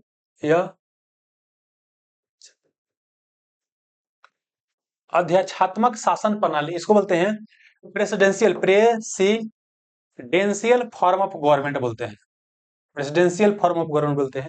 एक होता है संसदीय सरकार, संसदीय सरकार, संसदीय सरकार होता है, इसी को बोलते हैं पार्लियामेंट्री, क्या बोलते हैं पार्लियामेंट्री फॉर्म ऑफ गवर्नमेंट। पहले इसको समझाते हैं तब इसको समझाएंगे। देखिए संसदीय शासन प्रणाली की बात बोलते हैं, इसका शुरुआत कहां से हुआ, इंग्लैंड से। कहां से हुआ है, इंग्लैंड से। तो संसदीय शासन प्रणाली का जननी या माता किसे बोलते हैं, इंग्लैंड या ब्रिटेन को बोलते हैं। अब ब्रिटेन में कहां से हुआ है, वेस्टमिंस्टर से। कहां से, वेस्टमिंस्टर, वेस्टमिंस्टर से। जैसे भारत में दिल्ली में क्या हमारा संसद है, ऐसे इंग्लैंड में कहा था वेस्टमिंस्टर में था, इसलिए वेस्टमिंस्टर मॉडल बोल दिया गया। तो संसदीय शासन प्रणाली को कई बार क्या है वेस्टमिंस्टर मॉडल भी कहा जाता है। क्या कहता है, वेस्टमिंस्टर मॉडल भी कहा जाता है। अब क्या है कि संसदीय शासन प्रणाली भारत ने भी अपनाया है। भारत क्या अपना, इसी को अपनाया। तो कहां से लिया हमने, इंग्लैंड से लिया, इसको ध्यान रखना है। संसदीय शासन प्रणाली में क्या होता है ना, देखिए सरकार का 3 अंग होता है, सरकार जो होता है, सरकार जो होता है इसमें 3 अंग होता है। एक जो होता है विधायिका, विधायिका। एक क्या होता है आपको कार्यपालिका, कार्यपालिका। एक होता है आपको न्यायपालिका, न्यायपालिका, न्यायपालिका होता है। अब समझना क्या कि यहाँ पर भी सरकार है, यहाँ पर भी क्या सरकार होगा, तो यहाँ पर भी सरकार में अध्यात्मक में 3 अंग होगा, विधायिका, विधायिका, फिर क्या बोले कार्यपालिका, खाली हम कार्यपालिका लिख देते हैं, और क्या हो गया न्यायपालिका। समझना क्या है, सरकार का विधायिका को लेजिस्लेचर बोलते हैं, कार्यपालिका को एक्सिक्यूटिव बोलते हैं, न्यायपालिका को आपको जुडिशरी बोलते हैं। अब समझना क्या, सरकार का प्रकार चाहे कैसा भी हो, चाहे संसदीय हो चाहे अध्यक्षीय। न्यायपालिका क्या होता है, स्वतंत्र दोनों जगह होता है, इसमें तो कोई कंफ्यूजन होगा नहीं। अब आगे पॉइंट क्या रखना, देखिए अध्यक्ष अध्यक्ष संसदीय शासन प्रणाली में क्या होता है कि विधायिका कार्यपालिका आपस में क्या करता है, सहयोग करता है, आपस में क्या करता है, सहयोग करता है, दोनों मिलकर काम करता है। जैसे भारत में क्या होता है देखते हैं, जो विधायिका का मेंबर है वही कार्यपालिका का मेंबर है। जैसे एग्जांपल के लिए क्या है कि मोदी जी सांसद भी हैं, विधायिका में वोट करके नया कानून भी बनाएंगे, विधायिका विधि बनाती है, कार्यपालिका लागू करती है, न्यायपालिका क्या करता है, कोई उल्लंघन करने पर दंडित करती है। तो अब समझना क्या है कि हमारे यहाँ मोदी जी यहाँ पर भी हैं, कार्यपालिका मंत्री क्या आता है, कार्यपालिका में आता है। मंत्री यहाँ पे है, तो हम क्या देखते हैं कि विधायिका का मेंबर कार्यपालिका में भी हो सकता है। तो हम क्या देखते हैं, विधायिका कार्यपालिका आपस में दोनों क्या करता है, सहयोग करता है। प्लस क्या है कि कार्यपालिका कोई भी काम करेगा विधायिका के अनुसार ही काम करेगा, विधि संगत ही काम करेगा। मतलब बोल सकते हैं कार्यपालिका अपने कार्य के लिए विधायिका के प्रति क्या होता है, जिम्मेवार होता है। जबकि यही देखिएगा अध्यात्मक शासन प्रणाली में तो कार्यपालिका और विधायिका दोनों अलग अलग काम करती है। जैसे जैसे एग्जाम्पल के लिए अमेरिका की बात करते हैं। अमेरिका में क्या है, अध्यात्मक शासन प्रणाली है। वहां पर क्या है कि कोई व्यक्ति विधायिका में नहीं रहेगा फिर भी क्या मंत्री बन सकता है। डोनाल्ड ट्रंप गर्लफ्रेंड बॉयफ्रेंड किसी को भी मंत्री बना सकते हैं, है ना। मतलब राष्ट्रपति वहां का रहेगा, किसी को भी मंत्री बना सकता है। तो मतलब विधायिका कार्यपालिका दोनों क्या होता है, अलग अलग होकर काम करता है। अगला डिफरेंस क्या है, जैसे भारत की बात करते हैं, भारत में देखते हैं क्या, ये शक्ति का दो केंद्र है। एक क्या होता है संवैधानिक, एक देश का क्या होता है संवैधानिक, संवैधानिक प्रमुख होता है, संवैधानिक प्रमुख होता है। तो संवैधानिक प्रमुख हमारे यहाँ कौन होता है, आपको राष्ट्रपति। कौन होता है, आपको राष्ट्रपति होता है। जबकि एक क्या है आपको वास्तविक प्रमुख, वास्तविक प्रमुख, वास्तविक प्रमुख। तो वास्तविक प्रमुख कौन हमारा होता है, प्रधानमंत्री। समझा देते हैं, देखिए समझिए क्या होता है। इंग्लैंड में भी क्या है आपको संसदीय शासन प्रणाली है। तो वहां पर के राजा रानी जो होता है ना, वो क्या होता है, वहां के प्रमुख होता है। वहां पर बोल सकते हैं कि राजतंत्र है, लोकतंत्र राजतंत्र दोनों है। हमारे यहाँ क्या है कि राजतंत्र नहीं है, हमारे यहाँ लोकतंत्र है प्लस गणतंत्र है। गणतंत्र मतलब होता है कि जब देश का अध्यक्ष चुना हुआ व्यक्ति हो, देश का हेड चुना हुआ व्यक्ति हो, तो हमारा राष्ट्रपति चुना हुआ व्यक्ति होता है। तो राष्ट्रपति के पास नाम मात्र का शक्ति होता है, वास्तविक शक्ति किसके पास होता है, प्रधानमंत्री के पास। इसलिए बोलते हैं कि यहाँ देश का दो हेड है, एक संवैधानिक प्रमुख जो कि राष्ट्रपति होता है, एक क्या होता है वास्तविक प्रमुख जो कौन होता है, आपको प्रधानमंत्री। जबकि यहाँ पर क्या होता है कि संवैधानिक प्रमुख और वास्तविक प्रमुख एक ही व्यक्ति होता है। अमेरिका के जो राष्ट्रपति होता है वही क्या है कि देश का संवैधानिक प्रमुख ही है और वास्तविक प्रमुख भी है। ये आपको ध्यान रखना है। यहाँ पर एक और पॉइंट ध्यान रखना है, यहाँ पर क्या होता है, लोकसभा जो निचला हाउस होता है उसका क्या होता है 5 साल पर क्या होता है वेतन आपको कर दिया जाता है। प्लस कि लोकसभा में जिसको बहुमत मिलता है वही क्या होता है, आपको प्रधानमंत्री बनता है। वही नेता चुन के क्या करता है, आपको प्रधानमंत्री आपको बनाता है। ये आपको ध्यान, मतलब बहुमत दल वाला नेता के यहाँ पर क्या होता है, आपको शासन होता है। और कई बार जानते हैं यहाँ पर क्या होता है, प्रधानमंत्री सरकार भी संसदीय शासन प्रणाली को बोल देते हैं, क्योंकि यहाँ पर प्रधानमंत्री की भूमिका बहुत ही महत्वपूर्ण हो जाता है। क्लियर है। तो भाई ये क्वेश्चन बनाते हैं। क्वेश्चन बोलता है कि अध्यात्मक सरकार की विशेषता क्या है। बोलता है कार्यपालिका न्यायपालिका के अधीन होता है। तो कार्यपालिका न्यायपालिका के अधीन जो होता है कहीं नहीं होता है, इन सब क्या होता है स्वतंत्र होकर काम करता है। स्वतंत्र न्यायपालिका की बात अगर करते हैं, स्वतंत्र, हाँ, तो स्वतंत्र न्यायपालिका आपको हो सकता है अध्यात्मक शासन प्रणाली में भी हो सकता है, और प्लस क्या बोले आपको संसदीय शासन प्रणाली भी हो सकता है। विधायिका और कार्यपालिका में अंतर संबंध, तो यह क्या आपको संसदीय शासन प्रणाली की आपको विशेषता है। आइए, शक्ति का विभाजन। देखिए शक्ति का विभाजन जो होता है ना, यह संसदीय शासन प्रणाली का होता है।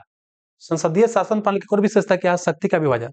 तो यहाँ पे आंसर क्या बच गया, यही बच गया, भी बनाना पड़ेगा बाबू। हालांकि शक्ति स्वतंत्र न्याय कार्यपालिका की बात करते हैं, तो स्वतंत्र न्यायपालिका जो होता है, स्वतंत्र न्यायपालिका की बात करते हैं, संसदीय अध्यक्ष दोनों में होता है। लेकिन कार्यपालिका देखिए हमारे यहाँ जो संसदीय शासन प्रणाली होता है उसमें कार्यपालिका विधायिका के अंदर में रहकर काम करती है। लेकिन जो अध्यक्षीय शासन प्रणाली होता है वहां पर कार्यपालिका विधायिका से क्या होता है, स्वतंत्र होकर कार्य करती है। तो आंसर क्या हो जाएगा, ऑप्शन नंबर बी हो जाएगा। अब आ गया ये शासन प्रणाली दो प्रकार का होता है बाबू। एक होता है संसदीय शासन प्रणाली, एक अध्यक्षीय होता है। अब संसदीय और अध्यक्षीय शासन प्रणाली में अंतर देख लेते हैं।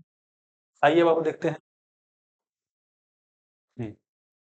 संसदीय शासन प्रणाली को अंग्रेजी में बोलते हैं पार्लियामेंट्री फॉर्म ऑफ गवर्नमेंट।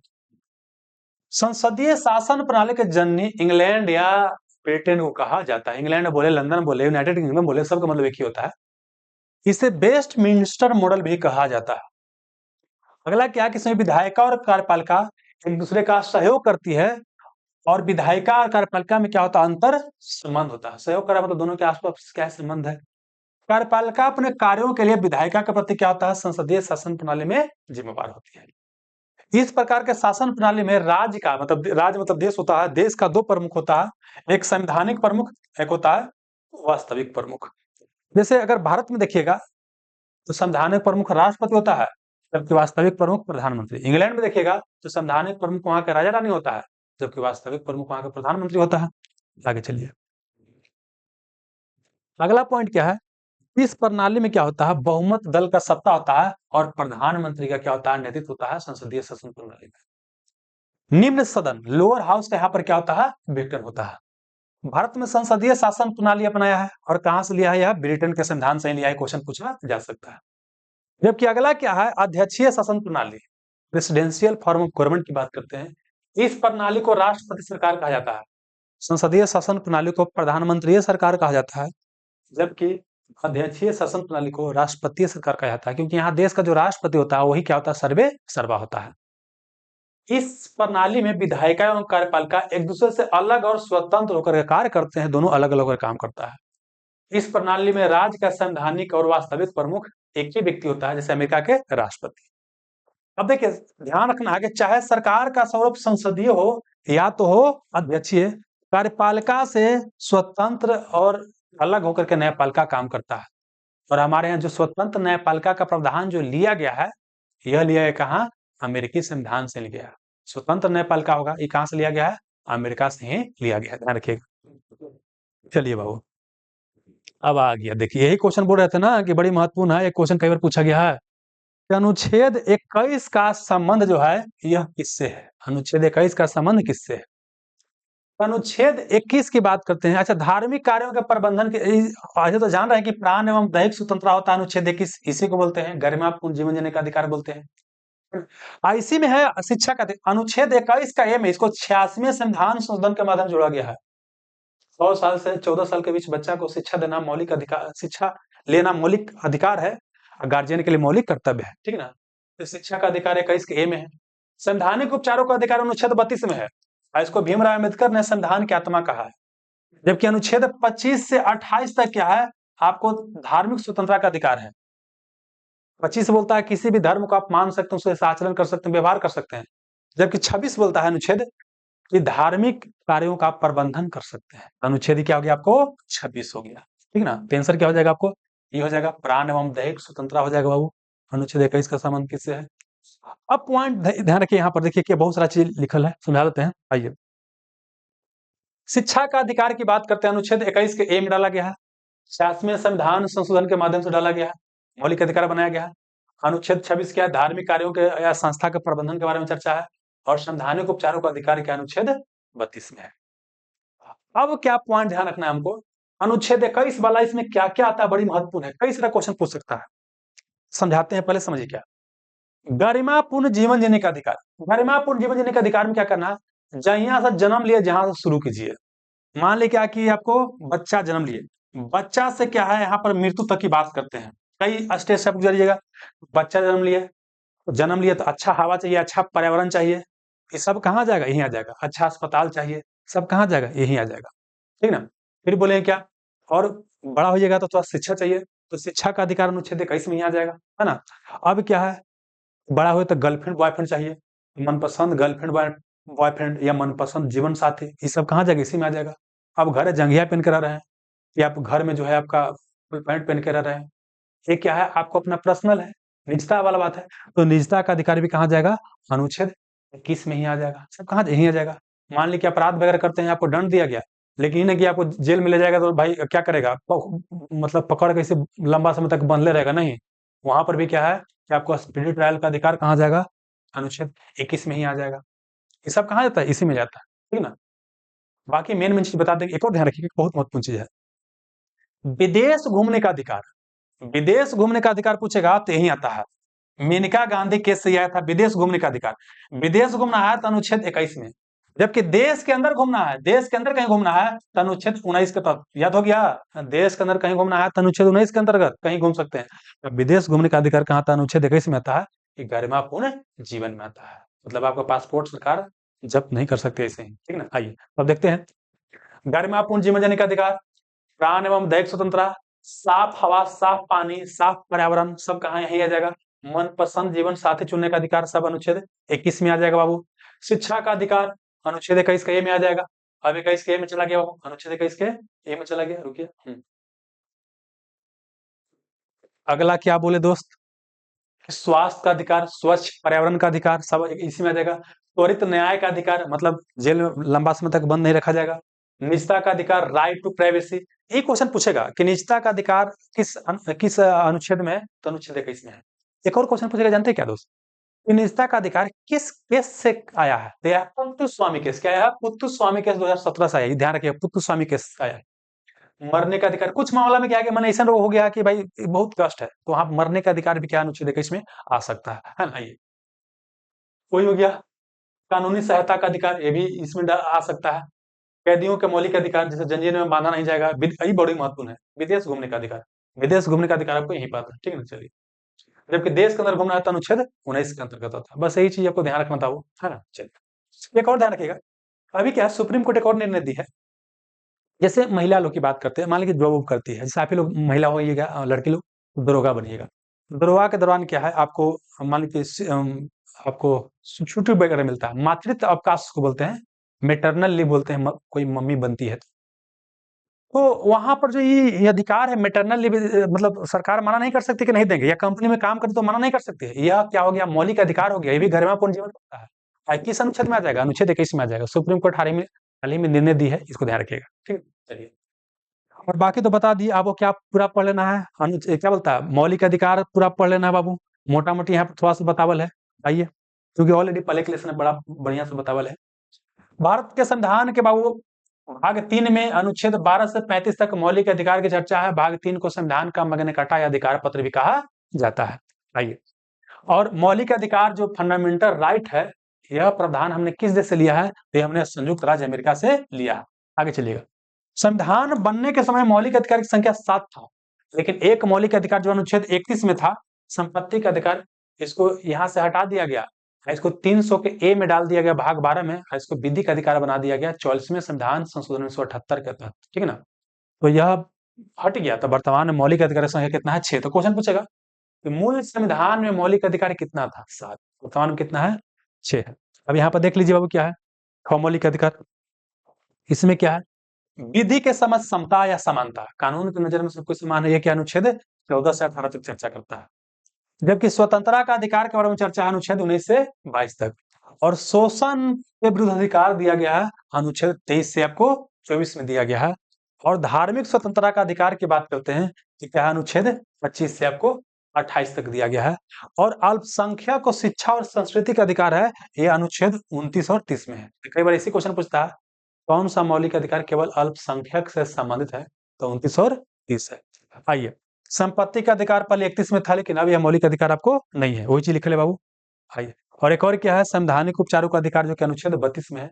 इसको भीमराव अम्बेडकर ने संविधान की आत्मा या संविधान की आत्मा या हृदय कहा था।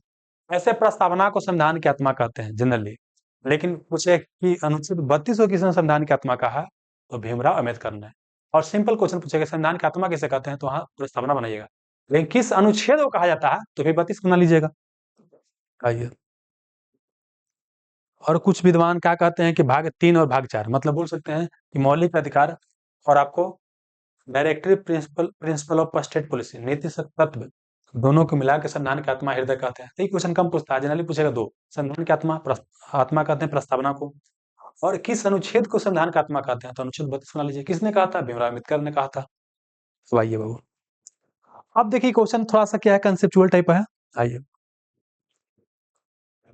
देखिए यहाँ क्वेश्चन है कि राज्यपाल किसके लिए राष्ट्रपति को सिफारिश कर सकता है। बोलता है कि राज्यपाल जो है किसके लिए राष्ट्रपति को सिफारिश कर सकता है, मंत्रिपरिषद को भंग करने के लिए, उच्च न्यायालय के न्यायाधीश को हटाने के लिए, विधानसभा भंग करने हेतु, राज्य में संविधान तंत्र ठप होने पर। तो समझिएगा, एक चीज समझ लीजिएगा, देखिए जो न्यायालय होता है ना, न्यायालय का बिल्कुल सिस्टम अलग होता है।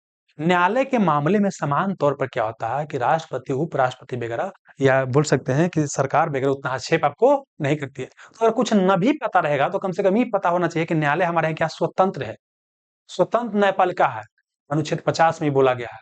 उसके मामला में कोई हस्तक्षेप आपको नहीं करेगा। यहाँ तक कि सुप्रीम कोर्ट के जज के ऊपर, सुप्रीम कोर्ट में जो न्यायाधीश होते हैं, या सुप्रीम कोर्ट में कोई कार्यवाही होता है, उसके ऊपर संसद में भी कोई चर्चा नहीं होता है। महाभियोग मतलब संसदीय प्रक्रिया के माध्यम से को जज को हटाया जाता है, तो हटाया जा रहा तो चर्चा होगा, लेकिन ऐसे जनरली क्या होता है कि संसद में न्यायाधीश के आचरण पर कोई चर्चा आपको नहीं होता है। तो ऐसे भी कॉमन सेंस लग रहा था, तो अगर इसको हम हटा देते कि उच्च न्यायालय के न्यायाधीश के हटाने के लिए राज्यपाल जो है सिफारिश नहीं करता होगा, मान लीजिए आपको क्वेश्चन नहीं पता था तब बता रहे हैं तब देखिए दू कहाँ कहाँ है, इसमें दू है, एक मिनट, इसमें दू है तो ये आंसर होगा नहीं, इसमें दू है तो आंसर होगा नहीं, इसमें दू है तो आंसर होगा नहीं। अगर नहीं हो पता रहता तो आंसर सी आ जाता बाबू। बाकी समझा देते हैं, देखिए समझिए क्या, अनुच्छेद 356 के तहत क्या होता है, हमारे यहाँ राष्ट्रपति शासन लगता है। इसी को बोलते हैं कि संवैधानिक आपातकाल लग गया। इसके लिए क्या होता है ना कि कहीं चुनाव वगैरह हुआ, चुनाव के बाद किसी को पूर्ण बहुमत नहीं मिला या सरकार किसी का नहीं बन पाया, तो ऐसी स्थिति में यह माना जाता है कि आपके किसी के पास बहुमत नहीं है तो जो सरकार जो है संविधान के अनुरूप नहीं चल पाएगा, तो मतलब संवैधानिक आपातकाल आ गया है। तो राष्ट्रपति शासन लगाने के लिए यहाँ से राज्यपाल सिफारिश करता है, और जब राज्यपाल सिफारिश करता है राष्ट्रपति से, क्योंकि राष्ट्रपति शासन तो जो कोई भी इमरजेंसी लगता है अल्टीमेटली तो राष्ट्रपति ही लगाएगा, लेकिन सिफारिश यहाँ से राज्यपाल करके भेजा, जब भेजेगा वहां पर, अब यहाँ पर जो मंत्रिपरिषद है, तो मंत्रिपरिषद को क्या किया जाएगा, भंग कर दिया जाएगा। राष्ट्रपति शासन लगता है तो मंत्रिपरिषद क्या होता है, भंग हो जाता है जनरली, ठीक ना। सस्पेंड मतलब कुछ समय के लिए सस्पेंड भी किया जा सकता है, या उसको भंग भी किया जा सकता है, तो भंग भी किया जा सकता है, ये हो सकता है, आगे चलेगा। विधानसभा भंग करने के लिए, अब देखिए मंत्रिपरिषद तो राष्ट्रपति शासन लगता है तो भंग हो ही जाता है, कन्फर्म भंग हो जाता है। ये विधानसभा भंग होता है कि नहीं, देखिए सकते हैं, कई बार ये भी देखते हो कि राष्ट्रपति शासन लग गया, लेकिन कुछ समय के बाद क्या होता है कि सब मिलकर सरकार बना लेता है। होता क्या है ना कि इस स्थिति में क्या होता है कि राष्ट्रपति शासन लगने की अवस्था में विधानसभा को भंग भी किया जा सकता है या विधानसभा को भंग नहीं भी किया जा सकता है, ये आपको ध्यान रखना है, ठीक ना। अगर अपने में सहमति हो गया तो नया सरकार बना सकता है लोग, तो ये भी हो सकता है। आइए, इसके लिए क्या है, आपको राज्यपाल सिफारिश करेगा। राज्य में संवैधानिक बंद ठप ठप होने पर, अभी देखिए बता रहे हैं, अनुच्छेद 356 का तत्व राष्ट्रपति शासन लगाने का सिफारिश तभी किया जाता है राज्यपाल द्वारा राष्ट्रपति को, जब उनको लगता है कि राज्य में संविधान तंत्र क्या हो गया, ठप हो गया। मतलब सिंपल सी बात है, किसी सरकार के पास बहुमत नहीं है या संविधान के प्रावधान के अनुरूप शासन नहीं चल रहा है, तो बोलते हैं कि संवैधानिक तंत्र क्या हो गया, ठप हो गया। तो यही आंसर हो जाएगा 1 3 4 बाबू। ये तो यहाँ पर देखिए जो जो पॉइंट लिखल है इसको समझा देते हैं बाबू जल्दी से, जो बताएं वही लिखल है। आइए, राज्यपाल उच्च न्यायालय के न्यायाधीश को हटाने हेतु राष्ट्रपति से कोई सिफारिश आपको नहीं करता है। उच्च न्यायालय के न्यायाधीश को उच्चतम न्यायालय के न्यायाधीश के समान संसद की विधायी प्रक्रिया से हटाया जाता है। देखिए, चाहे उच्च न्यायालय के न्यायाधीश को हटाना हो, चाहे आपको उच्चतम न्यायालय मतलब हाई कोर्ट के न्यायाधीश को हटाना हो या सुप्रीम कोर्ट के न्यायाधीश को हटाना हो, दोनों की प्रक्रिया एक ही है। और यह क्या होता है, संसदीय, देखिए प्रक्रिया है महाभियोग के जैसा ही, जैसे राष्ट्रपति को हटाने के लिए महाभियोग की प्रक्रिया अपनाते हैं, सेम तरह की प्रक्रिया है, लेकिन महाभियोग शब्द का इस्तेमाल नहीं करते हैं, यहाँ पर संसदीय प्रक्रिया का इस्तेमाल करते हैं। देखिए, जैसे राष्ट्रपति को हटाया जाता है, सेम तरह की प्रक्रिया क्या है आपको न्यायाधीश के लिए भी है, सेम तरह की प्रक्रिया क्या है आपको मुख्य चुनाव आयोग को हटाने के लिए भी है, इसको आपको ध्यान रखना है। सेम तरह की प्रक्रिया जो है, जो आपको क्या बोलते हैं, नियंत्रक एवं महालेखा परीक्षक, जिसको कैग बोलते हैं, उसको भी हटाने का प्रक्रिया सेम है। लेकिन राष्ट्रपति के लिए अंतर क्या है कि महाभियोग शब्द का प्रयोग कर देते हैं, और सुप्रीम कोर्ट के न्यायाधीश और नियंत्रक और महालेखा परीक्षक और मुख्य चुनाव आयोग के लिए आपको महाभियोग शब्द का इस्तेमाल नहीं करते हैं, लेकिन प्रक्रिया क्या आपको सेम है। आइए, सर्वोच्च न्यायालय और उच्च न्यायालय के न्यायाधीश को हटाने की प्रक्रिया बड़ा ही क्या है, कठिन है। न्यायाधीश, अच्छा एक ध्यान रखिएगा, न्यायाधीश की नियुक्ति की प्रक्रिया में क्या होता है, कार्यपालिका की भूमिका होता है। मतलब देखिए, न्यायाधीश को जो नियुक्त किया जाता है, क्या बोले कि न्यायाधीश को जब नियुक्त किया जाता है, तो वहां पर बेसिकली क्या होता है, एक कोलिजियम सिस्टम है। रिव्यू क्वेश्चन पूछेगा, कोलिजियम सिस्टम कौन केस आया है, तो फिर आपको सेकेंड जज केस से कोलिजियम सिस्टम आया है। कोलिजियम सिस्टम में क्या होता है, सुप्रीम कोर्ट के मुख्य न्यायाधीश होता है और वरिष्ठ न्यायाधीश होता है, सब मिलकर एक नाम सुझाता है किसको, आपको सरकार को, मतलब राष्ट्रपति को, सरकार को। सरकार के तहत क्या होता है, राष्ट्रपति क्या करता है, फिर न्यायाधीश से क्या करता है, नियुक्ति करता है। मतलब नियुक्ति में तो बोल सकते हैं कि आपको थोड़ा सा भूमिका है सरकार का, कार्यपालिका का, लेकिन हटाने में इसका भूमिका आपको नहीं है। वो क्या है, संसद आपको हटा सकता है, वही चीज लिखल है। उच्च न्यायालय के न्यायाधीश को हटाने की प्रक्रिया भारतीय संविधान के अनुच्छेद 217 में दिया गया है और 218 में दिया गया है। उच्च न्यायालय के न्यायाधीश को जो हटाया जाएगा, उस प्रक्रिया का उल्लेख कहाँ है, अनुच्छेद 217 में, और कहाँ 218 में है। आइए, और बाकी के बताएं क्या कि 3 मामला जो है ना, वहां पर क्या है कि राज्यपाल राष्ट्रपति से सिफारिश कर सकता है। जैसे बताएं क्या, यदि मंत्रिपरिषद ने विधानसभा में अपना विश्वास मत खो दिया है या वह संविधान के प्रावधानों के अनुसार कार्य नहीं कर रही है, तो राज्यपाल अनुच्छेद 256 के तहत राज्य में संवैधानिक तंत्र की विफलता के आधार पर राष्ट्रपति शासन की सिफारिश कर सकता है राष्ट्रपति को, है ना। इस स्थिति में मंत्रिपरिषद को भंग कर दिया जाता है। देखिए सिंपल सी बात है, सरकार का अस्तित्व तभी है राज्य में जब विधानसभा में उसके पास बहुमत है, और केंद्र में सरकार का अस्तित्व तभी तक है जब क्या है कि आपको उसको बोल सकते हैं कि लोकसभा में क्या आपको बहुमत है। वही चीज यहाँ पे लिखा है कि अगर विश्वास मत खो दिया या तो विश्वास मत नहीं खोले लेकिन संविधान का रूप काम नहीं कर रहा है तो राष्ट्रपति शासन लगाने की सिफारिश राज्यपाल करेगा राष्ट्रपति को। जब राष्ट्रपति शासन लगेगा तो मंत्रिपरिषद समाप्त हो जाएगा। आगे चलिए। अनुच्छेद 356 के तहत राष्ट्रपति शासन लागू होता है। इस प्रक्रिया के एक भाग के रूप में विधानसभा को भंग किया जा सकता है या इसको निलंबित किया जा सकता है। या तो विधानसभा को भंग कर दिया गया या तो विधानसभा को भंग नहीं किया जाएगा तो उसको सस्पेंड किया जा सकता है। राज्य में संवैधानिक तंत्र के ठप होने पर राज्यपाल राष्ट्रपति को अनुच्छेद 356 के तहत एक रिपोर्ट भेजता है और आमतौर पर राष्ट्रपति शासन लागू करने की सिफारिश करता है। बस वही बात घुमा फिरा के आपको लिखा हुआ है। चलिए बाबू, ये भी बहुत महत्वपूर्ण क्वेश्चन है, बहुत आसान। ये क्वेश्चन भी 5-6 बार बिहार दरोगा में पूछ ले बाबू, है तो बड़ी आसान लेकिन बार बार पूछ देता है। पूछता है ना कि लोकसभा में विपक्षी नेता का दर्जा प्राप्त करने हेतु कितने सीटें आवश्यक है। समझिए क्या होता है, 2-3 क्वेश्चन यहां से निकलेगा। जैसे अगर हम बात करते हैं क्या केंद्र में, तो केंद्र में क्या होता है आपको संसद, क्या होता है आपको संसद होता है। संसद में लोकसभा राज्यसभा। ऐसी राज्य में बात करते हैं तो क्या होता है आपको नीचे होता है विधानसभा, विधान सभा होता है। और ये क्या होता है विधान परिषद, क्या हो गया परिषद हो गया। तो सुनिए 2-3 चीज। जैसे लोकसभा के चुनाव हुआ, लोकसभा के आपको चुनाव हुआ, चुनाव होने के बाद मान लेते क्या कि ऐसे तो क्या है कि पहले 552 था लोकसभा का स्ट्रेंथ, 2 एंग्लो इंडियन को समाप्त कर दिएगा तो मैक्सिमम कितना 550 अभी स्ट्रेंथ है, लेकिन चुनाता कितना है 543 से क्या हो रहा है अभी चुनाव फिलहाल हो रहा है। तो देखिए जितना लोकसभा का सदस्य होगा उसका 10 उसका कितना बोले 10% क्या होता है, अगर किसी सिंगल पार्टी सीट आयल है इतना मिनिमम आना चाहिए, अगर आ गया तो उसमें से एक नेता चुन लिया जाएगा, वही विपक्षी पार्टी का मतलब समझिए क्या बोले मुख्य विपक्षी पार्टी कौन होता है लोकसभा में। अगर क्या है कि जितना टोटल सीट है उसका कम से कम 10% या उसको बोलेंगे 1/10, अरे 10% को निकालिएगा तो 10/100 की जगह तो 1/10 नहीं आ जाएगा दोस्तों, 1/10 आ जाएगा। तो 10% या 1/10 अगर सीट प्राप्त करता है उस पार्टी को मुख्य विपक्षी पार्टी मानेंगे। ठीक है। अब वह मुख्य विपक्षी पार्टी में क्या है एक नेता चुनेगा, उसी को बोलते हैं लोकसभा में विपक्ष का नेता बोलते हैं। क्लियर हो गया। और सेम चीज क्या है कोरम के लिए, कोरम मतलब बैठक के लिए भी क्या है कम से कम 1/10 होना चाहिए तभी बैठक हो पाएगा, अदरवाइज बैठक नहीं हो पाएगा। सेम चीज क्या है कि विधानसभा में निकाल लीजिएगा, बिहार में मान लीजिए 240 है, 243 है, ठीक है ना। इसका 10% निकालिएगा तो 24.3 मतलब कितना आपको कम से कम 25 गो आना चाहिए, कम से कम 25 गो कोई सिंगल पार्टी को आएगा तो विपक्षी पार्टी क्या हो जाएगा बन जाएगा। ठीक है ना। और वही राज्यसभा में बात करते हैं तो यहाँ पर क्या है कि 250 के आपको मैक्सिमम है और 245 मान लीजिए नियुक्त हो रहा है तो यहाँ पर भी 10% निकालिएगा तो 24.5 मतलब लगभग कितना 25। यही क्या हो गया आपको मुख्य विपक्षी पार्टी बनने के लिए कम से कम क्या है 1/10 आपको चाहिए। तो वही क्वेश्चन यहाँ पूछा गया है लोकसभा में विपक्षी नेता का दर्जा प्राप्त करने हेतु कम से कम जो है कितना सीट प्राप्त करना अनिवार्य है। तो लोकसभा का 5वां हिस्सा नहीं, लोकसभा का 6ठा हिस्सा नहीं, लोकसभा का 7वां हिस्सा नहीं, लोकसभा का कितना 10वां हिस्सा, बस वही लिखा लेगा। यही टॉपिक क्या है संसद, सत्ताधीन और विपक्षी पार्टी के बारे में क्वेश्चन आपको पूछा गया है। अब आइए देख लेते हैं बाबू।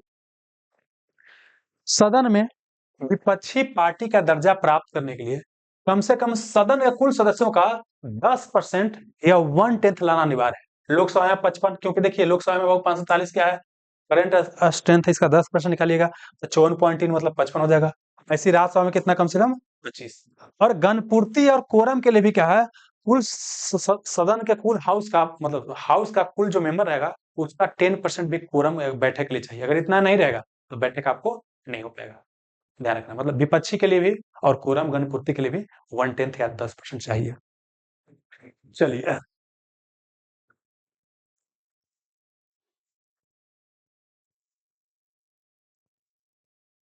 श्याम राज जी अभी आए हैं बबुआ, बहुत बड़ा फैन है। फैन हीरो हीरोइन को होता है बाबू, टीचर के फैन नहीं होता है। टीचर के बढ़िया शिष्य बन जाइए, चेला बन जाइए, यही काफी है ना। आइए।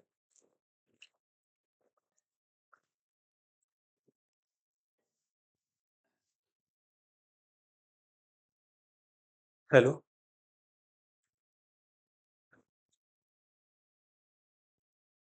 चलिएगा साउंड वगैरह सब ठीक है बाबू, कोई दिक्कत ना है। बहुत बड़ा फैन है।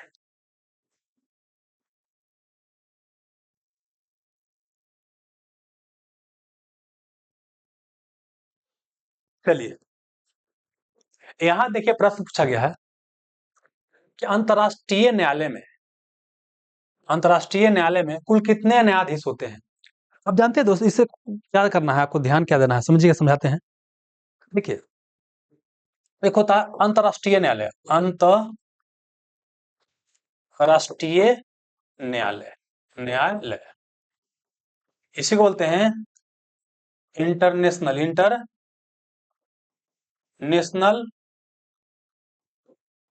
Court of justice.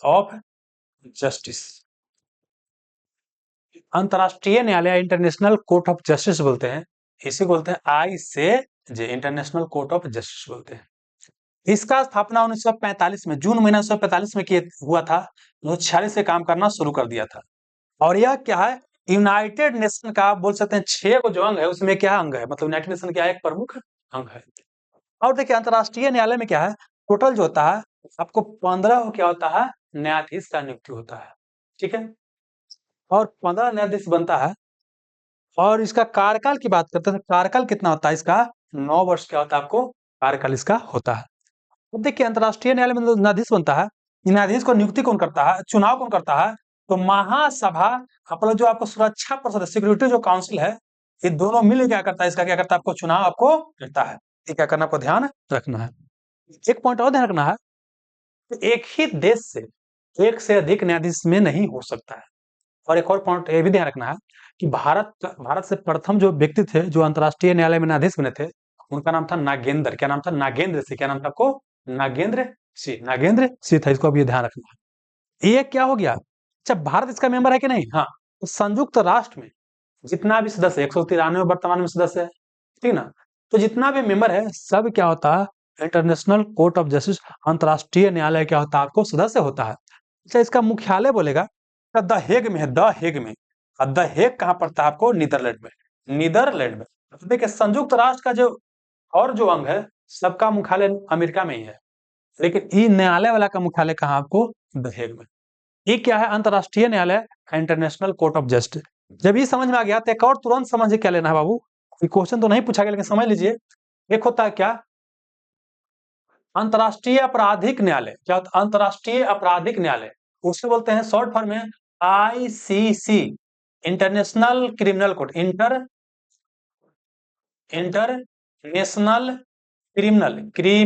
Criminal court. इसका स्थापना बाबू 2002 में हुआ था, रोम संविधि, क्या बोलते हैं, रोम संविधि के तहत इसका स्थापना 2002 में हुआ था। रोम संविधि 1998 के आसपास आया था, उसके तहत इसको स्थापना किया गया था। अच्छा, इसका मुख्यालय भी कहाँ है, द हेग में है, नीदरलैंड में ही। भारत इसका मेंबर है, लेकिन भारत इसका मेंबर आपको नहीं है, क्योंकि रोम संविधि में भारत ने हस्ताक्षर नहीं किया। भारत नहीं, अमेरिका की बात करते हैं, चीन की बात करते हैं, इजराइल की बात करते हैं, वो भी क्या है, इसका मेंबर आपको नहीं है। दोनों में अंतर क्या है, दो देश के बीच अगर कोई विवाद उठता है, इसको ई देखता है, लेकिन यहाँ कोई व्यक्ति के ऊपर विवाद उठता है। जैसे एग्जाम्पल के लिए कुलभूषण जाधव के नाम आपने सुना होगा, कुलभूषण जाधव के बारे में, पाकिस्तान उसको पकड़ लिया कि भाई खुफिया, मतलब हमारा देश का जानकारी इकट्ठा करके भारत को भेज रहा था, जासूसी कर रहा था। वो कहाँ गया, इंटरनेशनल क्रिमिनल कोर्ट में गया। कोई व्यक्ति के खिलाफ अगर क्या करना है, मुकदमा दर्ज करना है, तो यहाँ पर होगा इंटरनेशनल क्रिमिनल कोर्ट में, ठीक ना। जबकि कोई देश के खिलाफ करना है तो यहाँ पर होगा, बस अंतर यही है। अब दोनों को रटना पड़ेगा बाबूआ।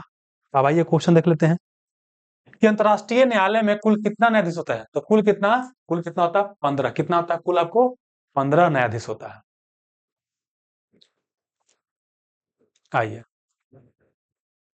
अच्छा, अंतर्राष्ट्रीय न्यायालय को इंटरनेशनल कोर्ट ऑफ जस्टिस बोलते हैं, इसे विश्व न्यायालय भी कहा जाता है, क्योंकि पूरा विश्व का न्यायालय ही अंतिम रूप से है। एकमात्र अंतर्राष्ट्रीय न्यायालय है जो राष्ट्रों के बीच समान विवाद को निपटारा करता है और अंतर्राष्ट्रीय कानून में सलाह देता है। मतलब क्या बोले कि जब राष्ट्रों के बीच विवाद होता है तो उसको देखने वाला संस्था कौन है, यही है, इंटरनेशनल कोर्ट ऑफ जस्टिस है। अच्छा, ये संयुक्त राष्ट्र का 6 अंगों में से एक है, तो ये क्या है, संयुक्त राष्ट्र, यूनाइटेड नेशन, जिसका स्थापना द्वितीय विश्व युद्ध के बाद 24 अक्टूबर 1945 को हुआ था और 24 अक्टूबर को मनाते हैं आपको संयुक्त राष्ट्र स्थापना दिवस या यूएन दिवस मनाते हैं। और उसी के 6 अंग है, उसमें से ये एक अंग है। इसका मुख्यालय कहाँ? द नीदरलैंड के हेग में है। और इंटरनेशनल कोर्ट ऑफ जस्टिस संयुक्त राष्ट्र का एक प्रमुख अंग है जो न्यूयॉर्क शहर में आपको नहीं है। ऐसे भी क्वेश्चन आ सकता है कि संयुक्त राष्ट्र का वह प्रमुख अंग कौन है जिसका मुख्यालय जो है अमेरिका में नहीं है या न्यूयॉर्क में नहीं है, तो कौन हो जाएगा आपको ये इंटरनेशनल कोर्ट ऑफ जस्टिस। इसकी स्थापना 1945 में हुआ था, जून महीना में हुआ था और 1946 से काम करना शुरू किया। इसमें 15 न्यायाधीश होता है जिनको संयुक्त राष्ट्र महासभा और सुरक्षा परिषद 9 वर्ष के लिए चुनता है। मतलब वही हो गया कि 15 न्यायाधीश होता है और कार्यकाल कितना होता है? कार्यकाल होता है 9 वर्ष एक का, मतलब एक को चुना गया तो 9 वर्ष तक रहेगा। आइए, अच्छा इसका गणपूर्ति कितना है? मतलब बैठक होगा, बैठक के लिए 9 को कम से कम होना चाहिए। मतलब देखिए कार्यकाल भी 9 होता है, मतलब मतलब कितना साल का नियुक्त होता है? 9 साल के लिए, प्लस क्या बैठा होगा तो कम से कम 9 को रहेगा तभी बैठक हो पाएगा। तो मतलब गणपूर्ति के लिए 9 वर्ष और कार्यकाल भी कितना होता है? गणपूर्ति के लिए 9 को कम से कम न्यायाधीश चाहिए और क्या बोले कि कार्यकाल कितना होता है? 9 वर्ष, दोनों ध्यान रखना है। आइए, और इसमें न्यायाधीश का नियुक्ति होता है तो महासभा और सुरक्षा परिषद दोनों ही में बहुमत प्राप्त होगा तभी नियुक्ति होगा। एक ही देश से 2 से अधिक, एक ही देश से 2 या 2 से अधिक न्यायाधीश आपको नहीं हो सकता है, मतलब एक देश से एक ही हो सकता है मैक्सिमम। इसके आधिकारिक कामकाज पूछेगा कि इसका कामकाजी भाषा क्या है, ऑफिशियल लैंग्वेज क्या है? तो अंग्रेजी और फ्रेंच पूछेगा। ये पूछेगा कि इंटरनेशनल कोर्ट ऑफ जस्टिस में कार्यकारी भाषा क्या है? तो अंग्रेजी और फ्रेंच है। जो देश, अच्छा एक और ध्यान रखिएगा, जो देश मान लीजिए 193 को मेंबर है, 193 मेंबर है, तो वो तो इसका मेंबर होगा ही, मतलब वो तो इसमें अपना केस लेकर आएगा ही। लेकिन आप समझिए ऐसा कई सा ऐसा देश है, जैसे ताइवान की बात करें, ताइवान जो है इसका मेंबर नहीं है क्योंकि ताइवान को चीन वगैरह देश मानता नहीं, भारत भी ताइवान को अलग देश नहीं मानता, ध्यान रखिएगा, ठीक है ना। तो उसका मामला कोई है तो वो मामला कहाँ लेकर के जाएगा? वो भी यहीं लेके जाएगा। मतलब आप इसका मेंबर हो या ना हो, आपको अगर क्या किसी देश के खिलाफ मुकदमा लड़ना है तो यहीं आपको जाना पड़ेगा, बस वही है।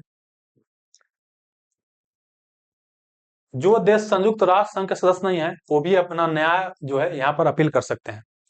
इंटरनेशनल कोर्ट ऑफ जस्टिस में पहले भारतीय मुख्य न्यायाधीश कौन थे? तो डॉक्टर नागेंद्र सिंह। बहुत महत्वपूर्ण क्वेश्चन है। इंटरनेशनल कोर्ट ऑफ जस्टिस में भारतीय मुख्य न्यायाधीश कौन थे? आपको नागेंद्र सिंह, नागेंद्र सिंह। और उसी के बाद आपको ये भी याद कर लेना है, ये क्या याद कर लेना है ये वाला बाबू, अंतर्राष्ट्रीय आपराधिक न्यायालय इंटरनेशनल क्रिमिनल कोर्ट की बात की है। इसकी स्थापना जुलाई 2002 में हुआ था, है ना। कौन बाबू संविधि से? रोम संविधि से। रोम संविधि 1998 में अपनाया गया था। तो ये नहीं पूछेगा, ये पूछेगा कि रोम संविधि से और कब स्थापना हुआ था? 2002 में। मुख्यालय कहाँ है? यहाँ भी नीदरलैंड के द हेग में है। और यह पहला और एकमात्र अस्थायी अंतर्राष्ट्रीय न्यायालय है जिसमें कि कोई अगर नरसंहार करता है, मानवता के खिलाफ कोई अपराध करता है, जैसे एग्जाम्पल के लिए समझिए ना बाबू क्या है, इजराइल देश के खिलाफ कोई मुकदमा लड़ना है तो इंटरनेशनल कोर्ट ऑफ जस्टिस में जाना पड़ेगा। लेकिन वहां बेंजामिन नेतन्याहू करके वहां के प्रधानमंत्री हैं, वो गजा में बहुत सारा लोग के मरवाए हैं, ठीक ना। तो उनके खिलाफ मुकदमा दर्ज करना है उनके खिलाफ, तो वहां पर जाया जा सकता है इसमें इंटरनेशनल क्रिमिनल कोर्ट, बस वही चीज बाबू। आइए, और भारत इसका मेंबर नहीं है, ध्यान रखना। अमेरिका है, रूस है, चीन है, इजराइल भी, ये भी इसका मेंबर आपको नहीं है। किसका? इसका इंटरनेशनल क्रिमिनल कोर्ट का। बाकी जो है इंटरनेशनल कोर्ट ऑफ जस्टिस का, उसका मेंबर भारत है। अब आइए, न्यायालय किस मामला में हस्तक्षेप नहीं करता है? बोलता है कि न्यायालय जो है कौन मामला है जिसमें न्यायालय आपको हस्तक्षेप नहीं करता। देखिए, न्यायालय कई मामला में हस्तक्षेप नहीं करता है कि ध्यान रखिए, जैसे कुछ देर पहले बताए थे कि जैसे आपका न्यायालय के न्यायाधीश के आचरण के ऊपर आपको संसद में या विधानसभा में उनके आचरण पर कोई बहस नहीं हो सकता है। सेम चीज क्या होता है कि अगर कोई संसद के सदस्य है, उस संसद में कुछ भी बोलता है, या विधानसभा का सदस्य है, विधानसभा में कुछ भी बोलता है, तो उस हाउस में बोलने के लिए उसके ऊपर कोई भी मुकदमा नहीं चलाया जा सकता है। वहां गाली भी दे देगा ना, माए बहन नहीं कर देगा, फिर भी कोई मुकदमा आपको नहीं चला जाएगा। हालांकि कुछ कानून बना दिया गया है कि माए बहन को नहीं कहेगा, कौन कौन शब्द का प्रयोग नहीं करना वो पहले बता दिया जाता है। लेकिन समानांतर पर वहां कुछ भी बोलेगा ना, तो उसके ऊपर कोई बोल सकते हैं, आपको कार्रवाई नहीं किया जा सकता है, ध्यान रखिएगा। अब आइए, यहाँ बोलता है कि न्यायालय जो है, न्यायालय किस मामला में कोई हस्तक्षेप नहीं करता है?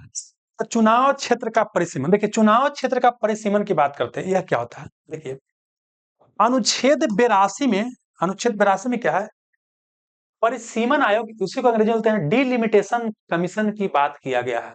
उसमें बोला गया है कि संसद क्या करेगा, एक डिलिमिटेशन एक्ट बनाएगा, परिसीमन अधिनियम बनाएगा, और उसके बाद उस एक्ट के माध्यम से राष्ट्रपति क्या करेगा, एक डिलिमिटेशन कमीशन बनाएगा। तो डिलिमिटेशन कमीशन एक्ट पूछेगा तो संसद बनाता है, लेकिन आयोग का नियुक्ति कौन करता है, तो राष्ट्रपति क्या करता है, डिलिमिटेशन आयोग बनाता है। संविधान में तो ऐसे बोला गया था कि प्रत्येक जनगणना के बाद, देखिए सीट का आवंटन तो जनगणना के आधार पर किया गया है, तो प्रत्येक जनगणना के बाद क्या डिलिमिटेशन कमीशन बनाया जाएगा, लेकिन समान तौर पर क्या है, प्रत्येक जनगणना के बाद डिलिमिटेशन कमीशन आपको नहीं बनाएगा। इसका काम क्या होता है, जैसे जनसंख्या मान ली कि बाबू एरिया है, ठीक ना, एरिया है, तो जो सीट का आवंटन किया गया जनसंख्या के आधार पर, लोकसभा विधानसभा या जो सीट बांटा गया ना, सब जनसंख्या के आधार पर बांटा गया, तो कहाँ बढ़ाना है कहाँ घटाना है, एक कौन करेगा, चुनाव क्षेत्र का जो पुनर्निर्धारण की बात करते हैं, इसी को बोलते हैं चुनाव क्षेत्र का परिसीमन करने की बात करता है, परिसीमन आयोग ही करता है, और इसका निर्णय अंतिम होता है।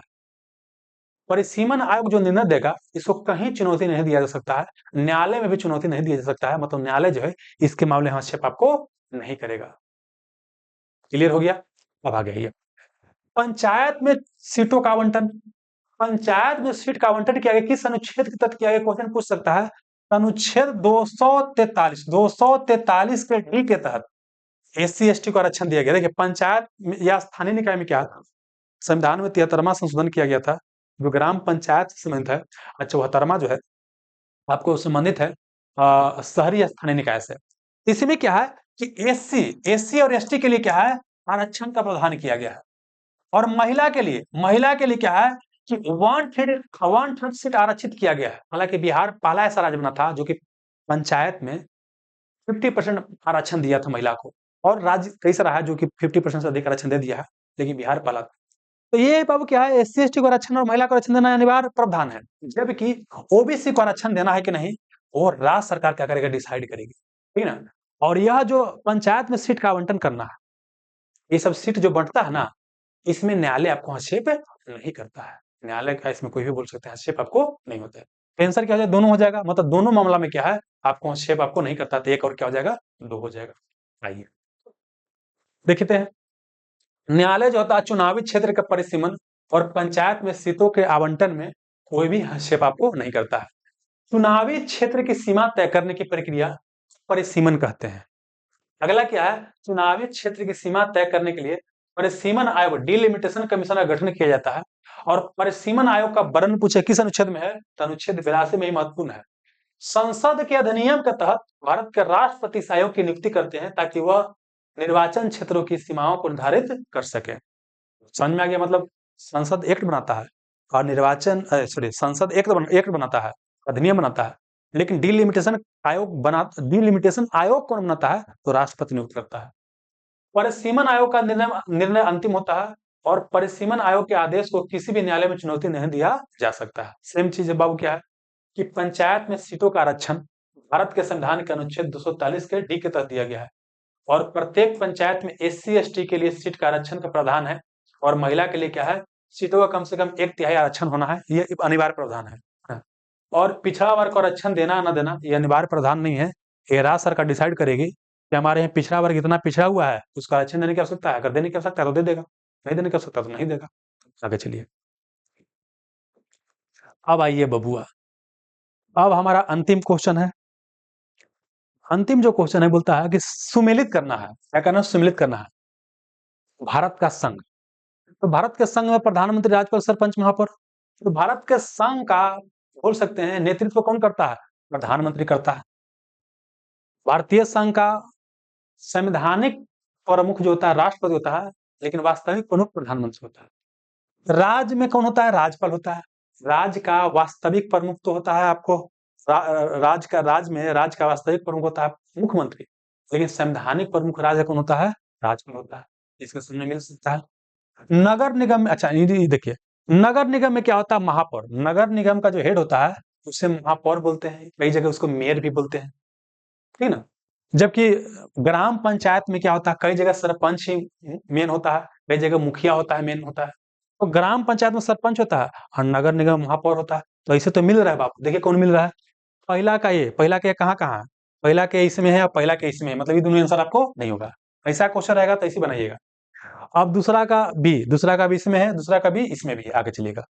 नगर निगम महापौर, तो 3 का डी इसमें है, 3 का डी इसमें है, 3 का डी इसमें नहीं तो खत्म हो गया, आंसर ये हो जाएगा 3 का डी और 4 का हो जाएगा सी, मतलब आंसर हो जाएगा ए, आंसर हो जाएगा आपको ए हो जाएगा। अब यहाँ पर देख लेते हैं दोस्त, आइए। हेलो।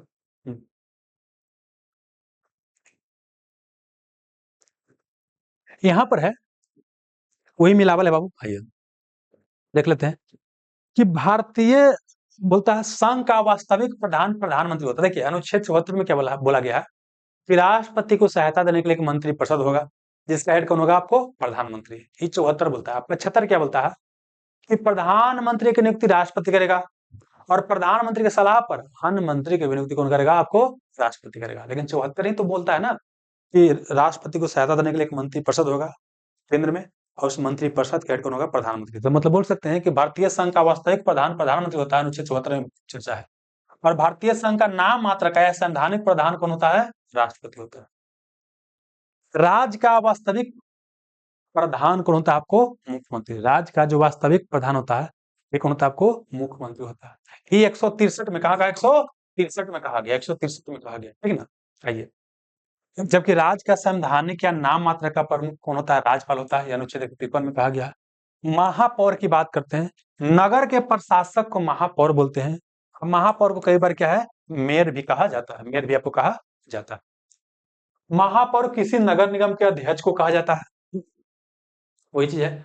यह नगर निगम का प्रथम, नगर का प्रथम नागरिक, जैसे देश का प्रथम नागरिक की बात करते हैं, कौन होता है, राष्ट्रपति। राज्य का प्रथम नागरिक राज्यपाल, नगर निगम का प्रथम नागरिक कौन हो गया, महापौर हो गया। नगर निगम के कार्यपालिका की शक्ति क्या होता है, महापौर या मेयर में निहित होता है। कई बार महापौर का चुनाव जो होता है उस नगर में रहने वाले लोग द्वारा होता है, और कई बार क्या होता है कि केंद्रीय सरकारी समिति यह निर्णय लेती है कि नगर का महापौर कौन होगा। मतलब देखिए, जो मेयर का चुनाव होता है ना, कई जगह क्या है, प्रावधान है कि जनता सीधे मेयर का चुनाव करेगा। मतलब समझिएगा, स्थानीय निकाय का अध्यक्ष कौन होगा या किस तरह का चुनावी प्रक्रिया होगा, यह राज्य सरकार डिसाइड करने के लिए स्वतंत्र है। राज्य सरकार क्या करेगी, डिसाइड करेगी। तो कई बार डिसाइड करती है कि भाई लोग चुने तो लोग चुनेगा, फिर डिसाइड करती है नहीं सरकार ही नियुक्त कर देगा, सरकार नियुक्त कर देगा, सिंपल सी बात है।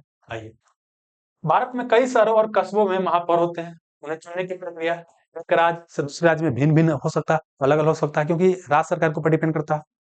आइए, सरपंच ग्राम पंचायत का एक महत्वपूर्ण हिस्सा होता है। अब देखिए सरपंच का कार्यकाल 5 साल का होता है। अब देखिए सरपंच का चुनाव की बात करते हैं तो गांव के लोग ही करते हैं। कई जगह सरपंच, देखिए एक सिनेमा था, ध्यान नहीं रहा क्या सिनेमा था, हाँ, अरे सेट मैक्स को सिनेमा बढ़िया तो था, सूर्यवंशम नाम था, अमिताभ बच्चन, पता ना सूर्यवंशम या क्या नाम है, अमिताभ बच्चन का सिनेमा है, उसमें सरपंच होते हैं। सरपंच गांव का जो सबसे वर्चस्वशाली या सबसे जो मजबूत आदमी होता था वो सरपंच होता था। गांव में कोई लड़ाई झगड़ा हुआ, एकदम जाएगा, एकदम निर्णय दे देगा, है मान दोनों, है ना। चलिए, आजकल सरपंच गरीब दुखिया के लोग बना होता है, क्या समझिए, SC ST को आरक्षण देकर सरपंच बना दे रहा है। कई लोग जो समाज में वर्चस्वशाली लोग होते हैं ना, इनके निर्णय को नहीं मानते हैं कि होकर हम बात नहीं लेंगे, वो करा वो गचड़वा के नहीं मानेंगे, ठीक है ना। चलिए, हालांकि धीरे धीरे समाज में सुधार होता है, सामाजिक बदलाव जो होता है अचानक से नहीं होता है। सामाजिक बदलाव की प्रक्रिया बहुत ही धीरे धीरे से क्या होता है, होता है। क्लियर है, चलिए। अब कई जगह सरपंच ही गांव का मुखिया होता है। हालांकि बिहार में देखिए तो सरपंच क्या होता है, आपका जो न्यायालय वाला अधिकारी होता है उस सरपंच के अंतर्गत आता है, जबकि मुखिया क्या होता है, अलग होता है, ठीक है ना। चलिए, तो इसके साथ ही क्या हो गया दोस्त, आपका सेवा क्या हो गया, समाप्त हो गया। इसके अलावा क्या है कि बिहार दरोगा के लिए जो आपको, जैसे हिंदी माध्यम में आपको तो बुक भी मार्केट में मिल जाएगा, अंग्रेजी माध्यम में पीडीएफ जो है आपको सिर्फ 10 सिलेक्शन ग्रुप एप्लीकेशन में मिलता है। अंग्रेजी माध्यम का भी पीडीएफ आपको मिल जाएगा। तो जिनको पीडीएफ अंग्रेजी में चाहिए वो आपको 10 सिलेक्शन ग्रुप एप्लीकेशन पे क्या है, अवेलेबल है। कुछ demo PDF 10 selection group Telegram पर भी क्या है, उपलब्ध है, ठीक है। बाकी यहाँ पाइए। अच्छा बोले, ई बोर्ड का भी पीडीएफ चाहिए क्या बाबू आप लोग को। हालांकि देखिए, इस जितना चीज बताए ना, जो पीडीएफ जो ये आपको है टाइप किया हुआ, वो पूरा का पूरा क्या होगा, वीडियो के नीचे रहेगा। यूट्यूब पे देखिएगा तो 10 सिलेक्शन ग्रुप टेलीग्राम पर डलवा देंगे, ठीक है। ये पीडीएफ लेने से कुछ फायदा होगा नहीं, क्योंकि ऑलरेडी सब दिले हैं। अगर चाहिएगा तो ये भी दे देंगे, बता दीजिएगा। चलिए दोस्त, आप बताइए यहाँ तक किसी को कोई दिक्कत है तो बताइए। रवि, प्रमोद, सुशील, आरती, सुभाष, पाकिजा, अनिरुद्ध, सौरभ, गणेश, रविकांत, आरती, बताइए बाबू यहाँ तो कोई दिक्कत है तो। चलिए, यहां तक अगर दिक्कत नहीं है तो सेवा समाप्त किया जाए और फिर मिलेंगे। नेक्स्ट लेसन लेकर के आते हैं बाबू। जब भी क्लास होगा आपको मैसेज डाल दिया जाएगा।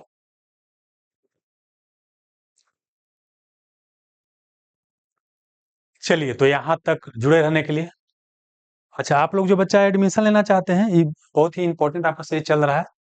इस बैच में आप ले सकते हैं, तो सिलेक्शन को एप्लीकेशन वहीं चल रहा है। कोर्स का नाम है बिहार दरोगा पीवाई क्यूज विषयवार डिटेल सोल्यूशन क्लास, है ना। और मार्केट में ये बुक अवेलेबल है, 10 सिलेक्शन गुरु का ही है। लेकिन बुक से भी क्या है, ज़्यादा अपडेटेड कंटेंट जो होता है, आपको ये जो पीडीएफ मतलब यहाँ जो पढ़ाया जाता है, तो बुक से ज़्यादा अपडेटेड करके पढ़ाया जाता है। ठीक है, बुक छपने में क्या होता था, समय लगता है। बुक जब लिखाया, बाद में बहुत सारा कंटेंट क्या होता है, अपडेट हो जाता है। तो ये पीडीएफ जो यहाँ का रहेगा, उसमें क्या होगा, ज़्यादा आपको अपडेटेड कंटेंट मिलेगा।